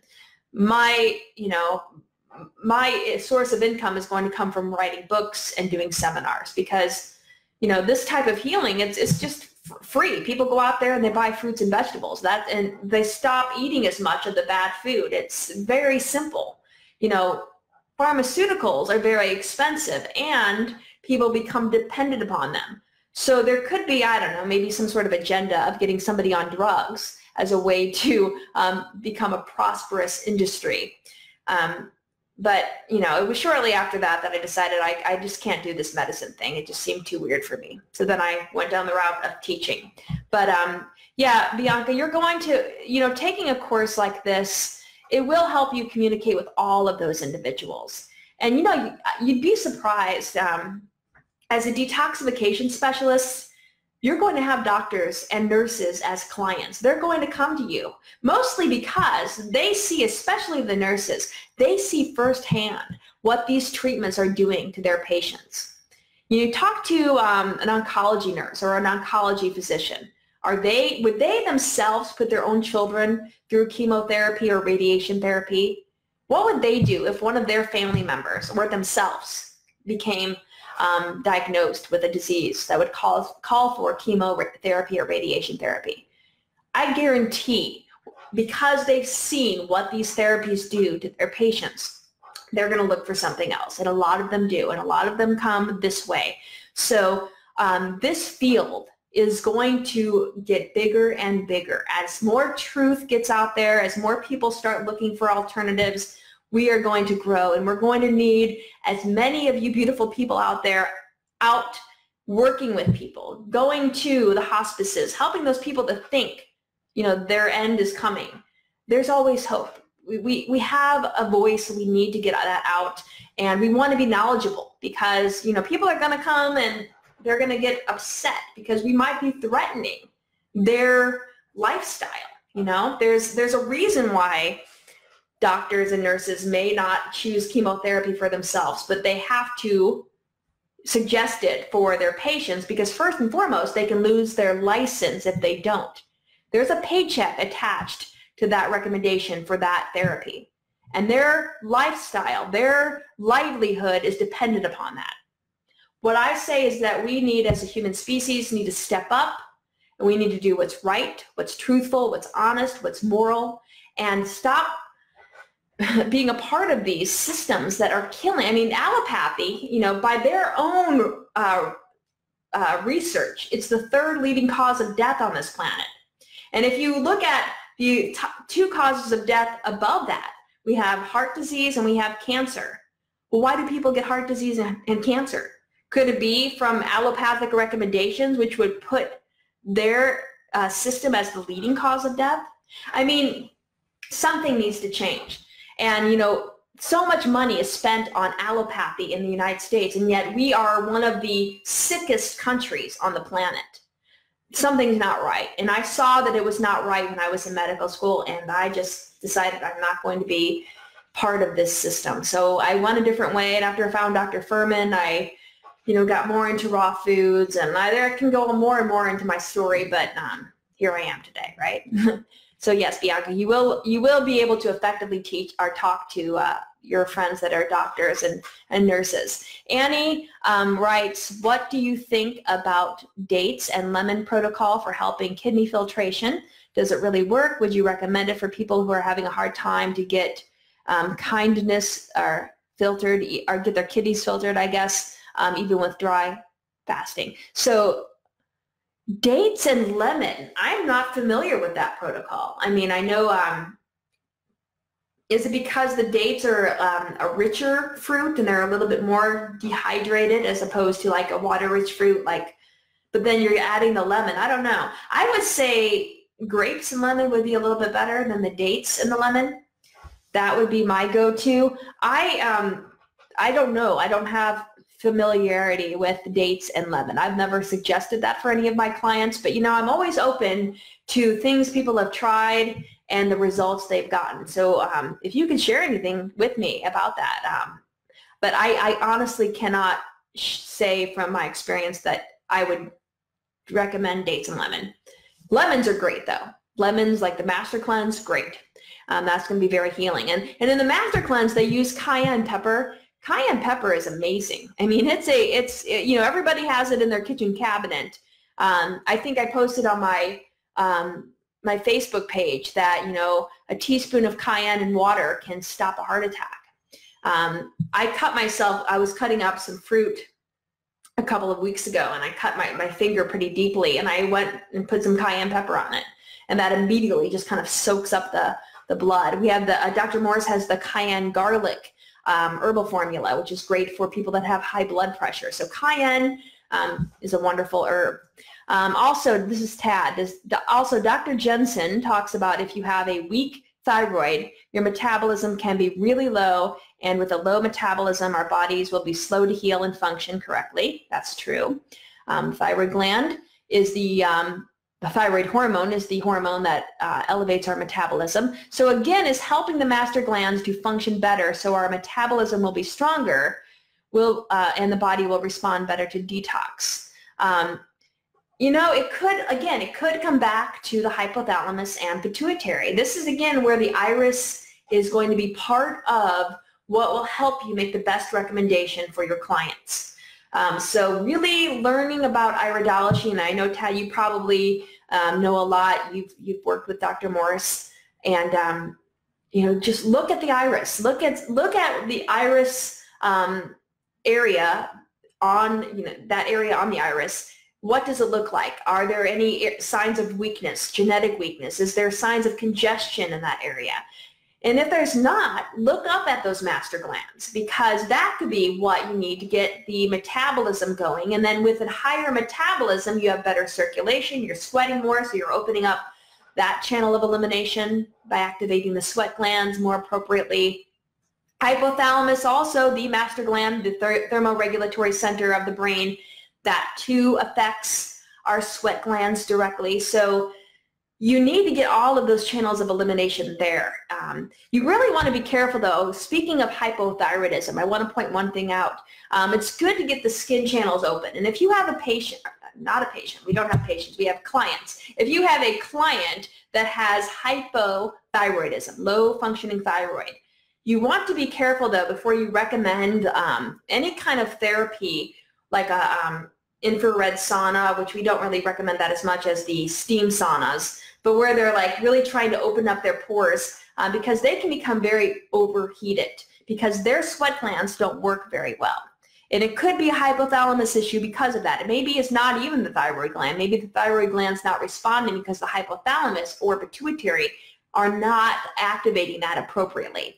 But with that said, gently get the skin on board. So you might want to do like initially have them do some baths, maybe with a little bit of mustard seed or cayenne pepper in the bath. Just be careful not to use too much. These herbs will open up the pores though and help the skin eliminate. You just don't want to overheat those clients because they can't sweat very well. They can't cool themselves down as efficiently as someone whose thyroid gland or other glands are working more appropriately. This is why people with hypothyroidism have to be careful on really hot days too. They can overheat. So make sure they have a lot of fluids on hand. Sarah writes, I can heard a noise in my stomach, or I don't know what it is. Can you explain, please? What kind of noise in your stomach? Maybe if you can expand on what the noise was. It could be gurgling noises, which are very common, but was it something that you were experiencing during detoxification? Hugs and blessings to you too, Lynn. Thank you. Bianca agreed. I do have tons of allopathic doctors and nurses that have come to you for the last 4 years. So that's saying a lot. If they're coming to you for help, yeah, they need help. They really do. Unfortunately, these people it's not that I don't know, doctors and nurses, they're not taught what we are learning here together with Dr. Morse, with working with clients. This is not part of their training. It's not, they just don't get this information. So it would be beautiful if we all could work together, because eventually allopathy is going to go away. It's just not sustainable.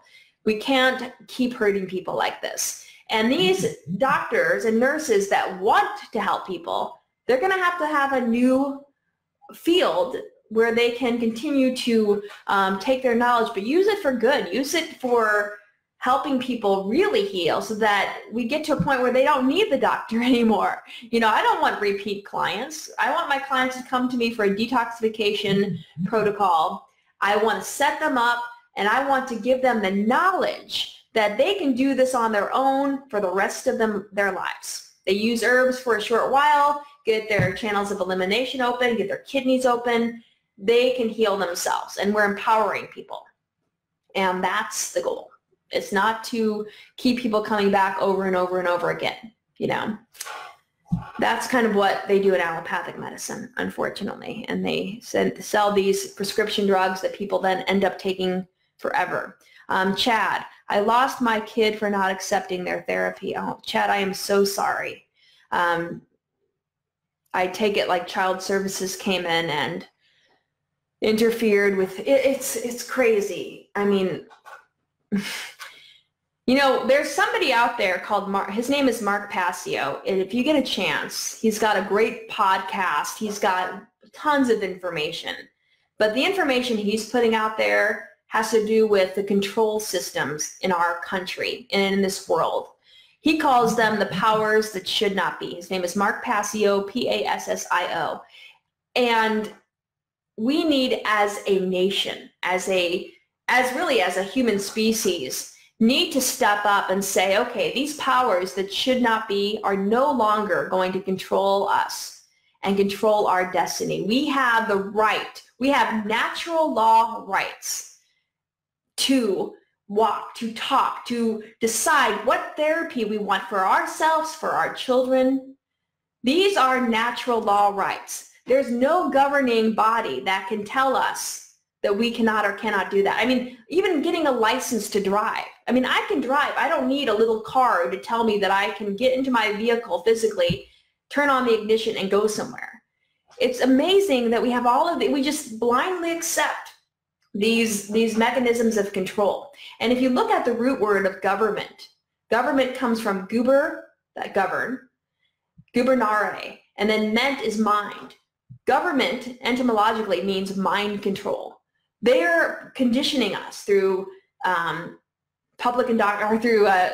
education. I call it public indoctrination camps, but through education, we're being indoctrinated to believe these certain things, that government is necessary, that we need somebody to control us. We need to vote for somebody to make decisions for us. We can make decisions for ourselves. So Chad, I am so sorry. My heart breaks for you. And it's sad that when we get into this knowledge, we have to do things that kind of work around this system, like for my pets, my dogs and cats, like rabies vaccine is mandated. So what do I have to do to help protect my dogs and cats? I don't want them to become vaccinated. I don't want these chemicals to be injected into their bodies.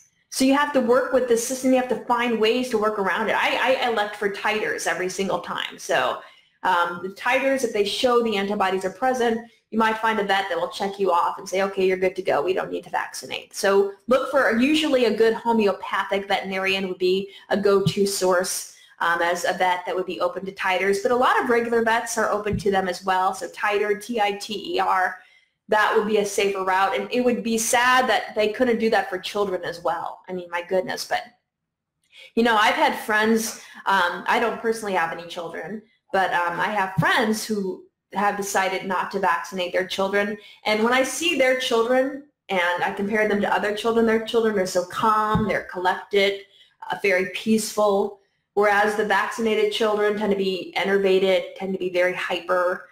It's sad because these therapies are not healing. They're not healing whatsoever. So Chad, I greatly apologize for that. I'm so sorry. John, there is already a plant-based movement in Canada. Yeah, I found out that Canada is going plant-based. That's amazing. Maybe we should all move up north. Vancouver is beautiful. So the Canada's food guide has changed in support of it. I feel that they'll slowly incorporate healthier methods to our lifestyles to protect themselves later. So if the brunt of lawsuits that could possibly hit them won't occur at a detrimental level. The medical system is at the brink of collapsing. I really think it is, you know, I really think it is. This country, the United States, I don't know. I sometimes think, this is things I've learned by listening to Mark Passio, but I sometimes think our country, the United States, if you're in this country, I think it's kind of a big experiment. How much can we program a population and see if they'll continue doing these crazy things? I mean, it confuses me. But some of the other countries out there, some of the European countries, Canada, they're changing their ways, okay? Now, I know people love the foundations with which the United States was based on, you know, the Constitution and what those people that wrote the Constitution, what their mission, what their vision of this country was. Well, if they saw the country today, I don't know what they'd say. This is a health session, though. This is not a political session. So, Dee Dee, oh, thank you for sharing the lemon and date protocol. So I will flag that, and I don't know if I can open that up now, but I will take a look at that. Thank you so much for sharing that with me. Sarah writes, yes, like I can hear something inside moving. It's hard to explain. So if your stomach is maybe it's active, it's moving, and I hope you're talking about the stomach as an organ, or sometimes people are referring to just the entire abdominal region. But is it on the upper left-hand side? If so, that is the stomach organ. And if it's overreactive, it could be overacidic. So there are a variety of reasons why it could be making abnormal noises. So a little bit more information about that. I know I'm asking a lot, but yeah, that would help. Date and lemon protocol got me filtering almost immediately. Definitely worth looking into. Thank you, DT. So that's maybe a trick that we may want to look at if we have clients that are struggling with filtration. I know I've had a couple of clients working at Dr. Morris's clinic where they weren't filtering. And when they started filtering, that's when we started seeing changes. I remember one woman specifically, she had really swollen ankles.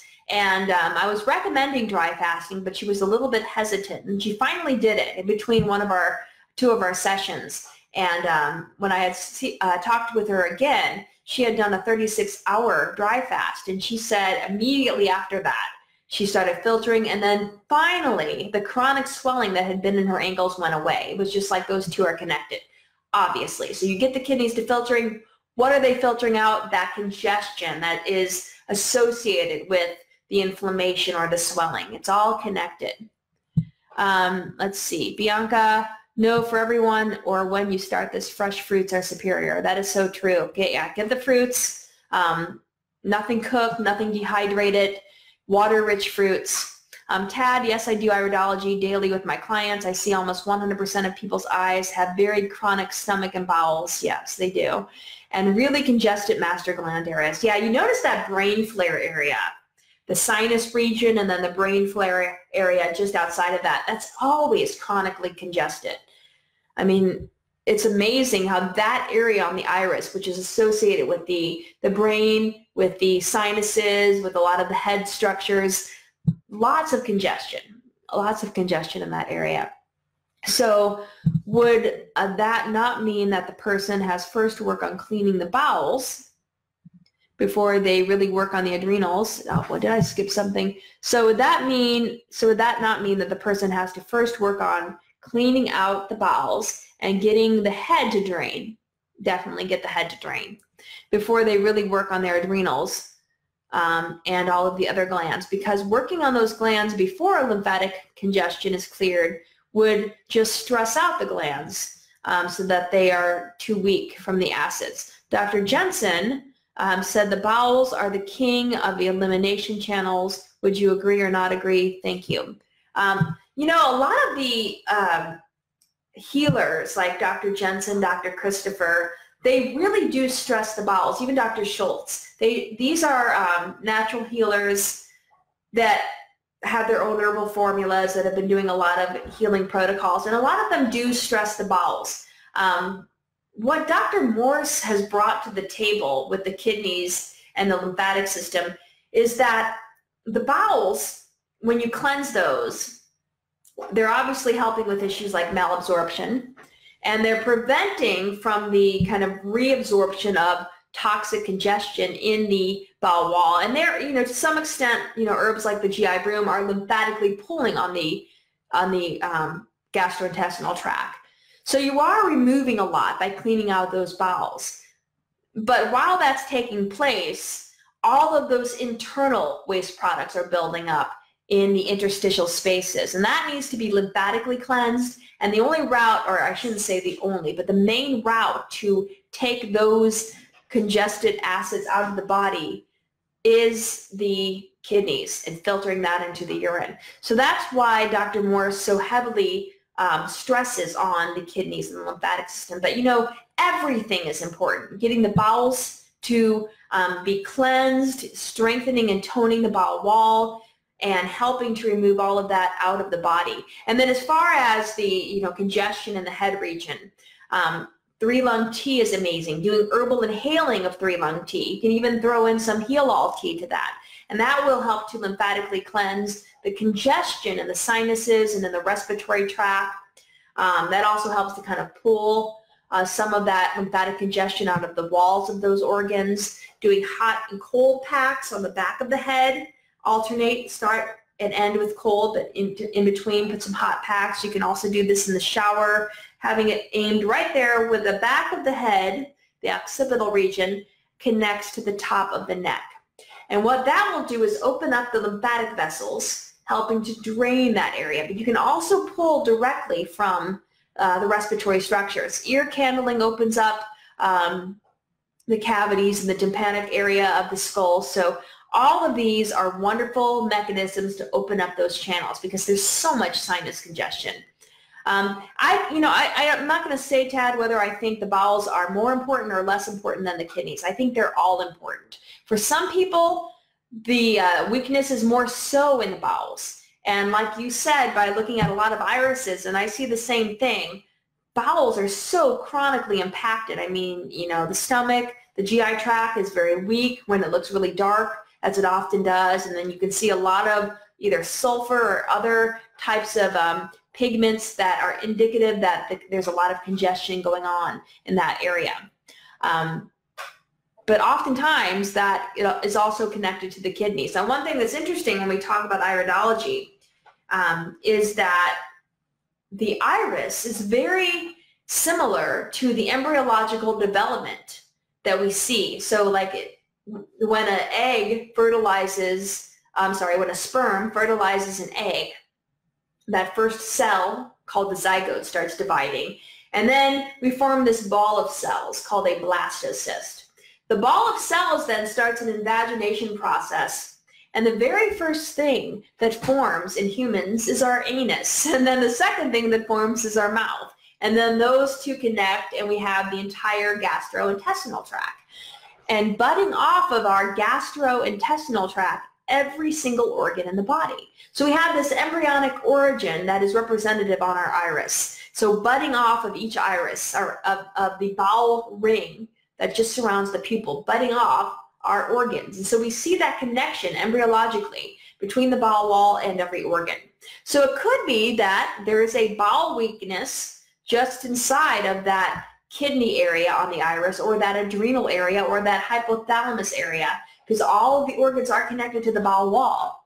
And if that bowel wall is very toxic, if it's letting things be reabsorbed that we're not releasing, that could be the main culprit. So with that said, I can see where Dr. Jensen is coming from, that the bowels are so important. And Dr. Christopher, Dr. Schultz, all of these herbalists do highly stress the bowels. Dr. Morse, though, also stresses the bowels. It's not like he's ignoring them. He's just also bringing to the table the kidneys and the lymphatic system, because it's all important. And we have to strengthen all of these organs when we're doing healing. But that's a great question. Thanks for posting that. I'm transitioning, this is Chris, I'm transitioning to a plant-based diet, wondering if rice and beans are okay, or really just, or ideally just fruits and veggies. Well, you know, if you want to heal and you want to have optimal health, fruits and veggies in a raw state, that's really where it is. Beans, they're kind of a poor combination just innately. You know, a bean is a starch and a protein in one. And I think beans are a little bit better if you can sprout them beforehand and, you know, maybe lightly cook them, but they're not as cleansing, they're not as healing as the raw fruits and veggies. So, you know, it depends. What I would recommend is, sorry, doing a lot of talking, need a little water break.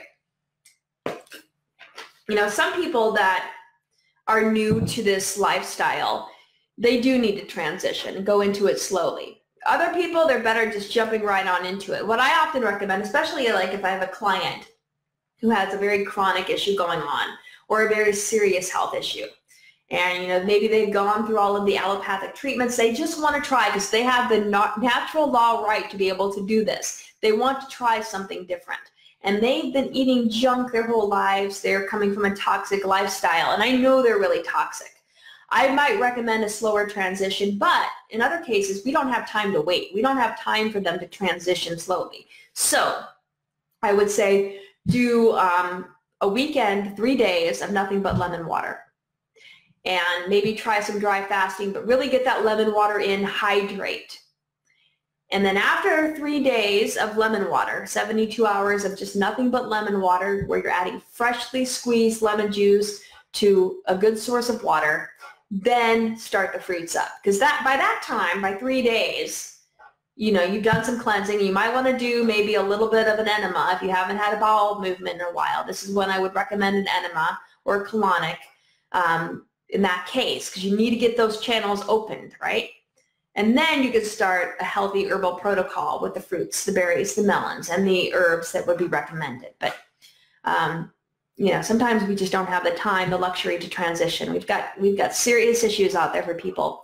Tad, yes, the neural arch reflex. Dr. Jensen talked about this being his greatest discovery. Are you talking about that brain flare that's kind of there, like between the 11 o'clock and the 1 o'clock on the iris? You know, I was reading a lot of Dr. Jensen's work for a while, several years ago, and I can't remember. But I think I remember neural arch reflex, yes. Reflex areas on the iris, by the way, are the areas on the iris associated with specific organs. So that's probably what you're mentioning there. Sarah, I can said it's my stomach making weird noises. Okay. So, you know, you can try, is there pain, Sarah? I mean, is the noise,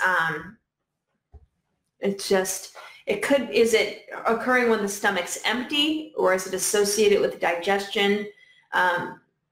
There's a lot that you know, if you can add to it. I know a little bit more information. If it's painful, though, that's usually excess acids in the stomach wall.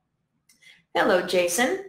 Tad, everything is connected neurologically, and that is why it's so important to be careful with our emotions. Yeah. The emotions can trigger the neural arch weaknesses Also not just bad foods. Yeah, and that, one thing that I really like at the level 1, and I think Marcy does this at level 2, Marcy usually goes over at either level 1 or level 2, that emotional connection with the neural arch. I really love her presentation on that. So you're correct. I mean, the emotions are very important. And that, this is coming back to how we can take charge of our health. You get into alignment. Your actions, your thoughts, your emotions. When those are all in alignment, you can be very powerful.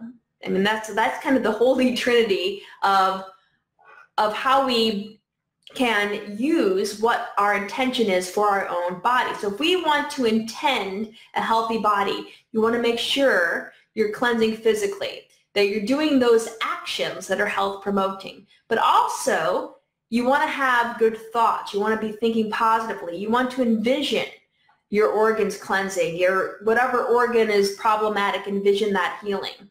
And then emotionally, put love and positive emotions into that as well, because really all 3 of those on board, you've got a powerful combination of just what you can do yourself to promote healing. All right, Michael, how much lemon water is recommended when drinking those 3 days? I would say as much as you can get in, I've read some, like Dr. Christopher recommending like a gallon of water. I think Dr. Christopher mentions like distilled water with lemon, but we get the water we can get, right? The best water is the water that's in the fruit, but sometimes you just want to really cleanse on just like some regular distilled water or reverse osmosis water or mineral water. If you're lucky enough, like when I used to live up near Seattle, Washington, we had a fresh spring that we could get water from. If you have one of those nearby, great. But maybe up to a gallon a day would be helpful, but just as much as your body needs. Listen to your body, okay? You don't have to overstress it, but listen to your body. So if you need it up to a gallon and that's what your body's calling for, great. But then after that, after those first 3 days, and you go on to like fruits, the berries, and the melons, then you might want to start incorporating some dry fasting. But first, we really need to hydrate. And so and I mentioned just the water by itself because sometimes if we go more slowly with that, if we just jump into the fruits, people have a tendency to fall off the cleanse, and they're not, giving their body that true desire for the food that they really need to keep moving forward. Ellen, what do you think of the new celery juice push? So many have suggested this to help with digestion, but it's not a fruit. It confuses me. Well, celery has a lot of natural sodium in it. So for that reason, it's great. It's cleansing, but really the celery is not as cleansing as the fruit is. I mean, there's a lot of different cleanses out there. Everybody has their own cleanse that they do. There's the master cleanse, the master fast, the whatever, the all fruit diet, which we tend to recommend here. And you're going to get some positive results from a lot of these cleanses, mostly because of what you're eliminating, what you're no longer including in your diet. And this is why people do okay on, crazy diets like the paleo diet, which I don't recommend, but they're omitting certain things that are congesting, that are interfering with bodily function, and they see some good things come out of it. But we have to be somewhat discerning. Dr. Morris has been doing this for over almost 50 years now, and where he sees the most healing and where I've seen the most healing and where most of our detoxification specialists have seen the most healing is with the fruits, the berries, and the melons. And when those are used in conjunction with a well thought out herbal protocol and lifestyle changes, healing is inevitable. You really can, with the fruits, the berries, and melons, get the nutrition you need, you're getting the energy you need, and you're getting that bundle of astringent properties to pull that congestion out of those tissue spaces. So I'm sure people do get results on celery juice. It's just not optimal. It's not as good as the fruits, berries, and melons. Tad writes, the neural arch is where the autonomic nerve wreath. Okay. Thank you for clarifying that. Yeah, the autonomic nerve wreath, also called the collarette. That's the little line right outside the nutritive zone of the bowel wall. So you've got the pupil, which is the hole going through the iris, and then you've got the region, the reflex area that represents the stomach and the intestinal tract. And then outside of that, there's this little ring, which I've heard it called or referred to as the collarette or the neural reflex arc. Yep, it is that now that I'm saying it fully, the neural reflex arc. Thank you. Yeah, so that's that connection point. You're right. And this is kind of where that connection is with the embryonic bowel to every single organ in the body. Sarah's writing that her stomach is not painful. Well, even if you're hearing weird noises, there's something overactive going on in the stomach. So cleansing is probably going to be beneficial. Some good things for the stomach. Apples are great. Grapes are great. So doing just a week of nothing but apples or grapes, those can be very cleansing.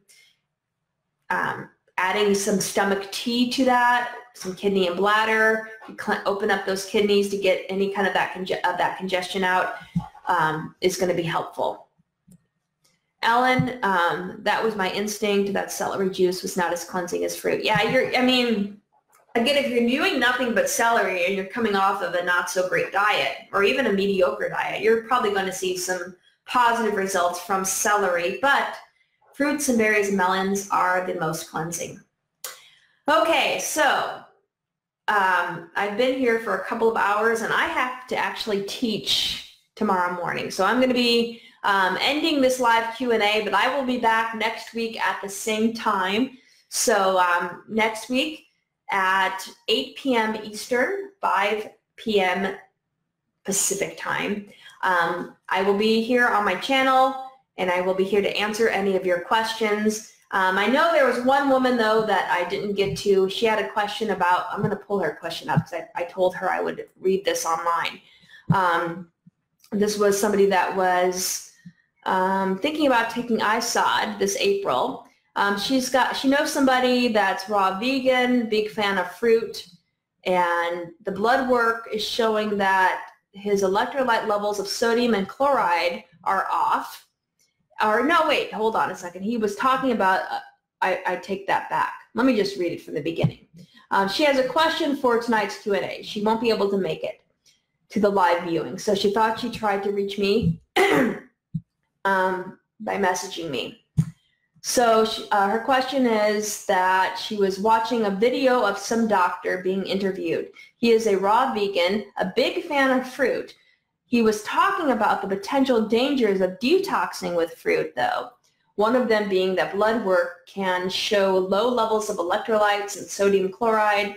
How can these have health consequences like dizziness and abnormal heart function? I wonder if that was Dr. Furman. I'm just curious because Dr. Furman is a big fan of fruit. His response to this, for some people, they might need to include vegetables to get those electrolytes. Wondering what my thoughts are on this. So,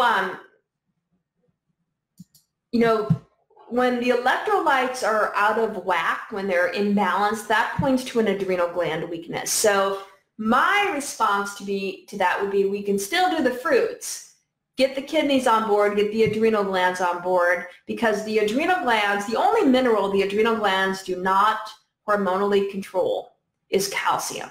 Calcium is controlled by the thyroid and the parathyroid, but the adrenal glands, they secrete collectively a variety of hormones called mineralocorticoids that are helping to maintain homeostatic levels of all of the other minerals in our body, in our blood especially. So things like aldosterone.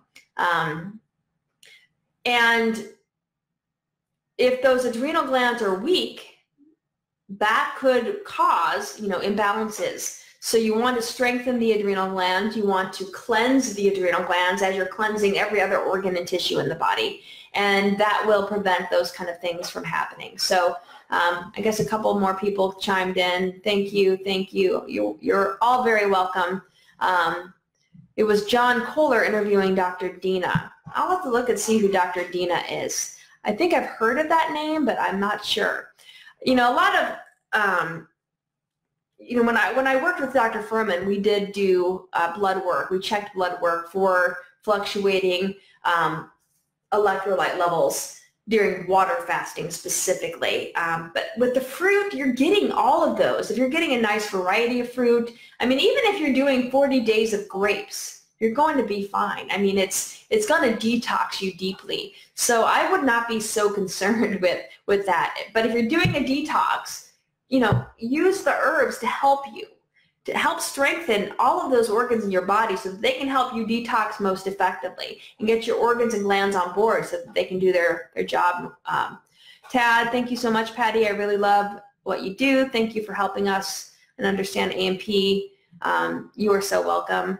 You're all very welcome. John Kohler YouTube channel is OK Raw. Yeah, I am familiar with John Kohler. I'll have to go back and watch his interview of Dr. Dina. So thank you for recommending that. Maybe I'll give that a watch and I'll have more to say about that next Sunday night. So I need to log off and go to bed soon. I will see you all next Sunday. If you have any questions though, you can please like my Facebook page, Patty Lager ND.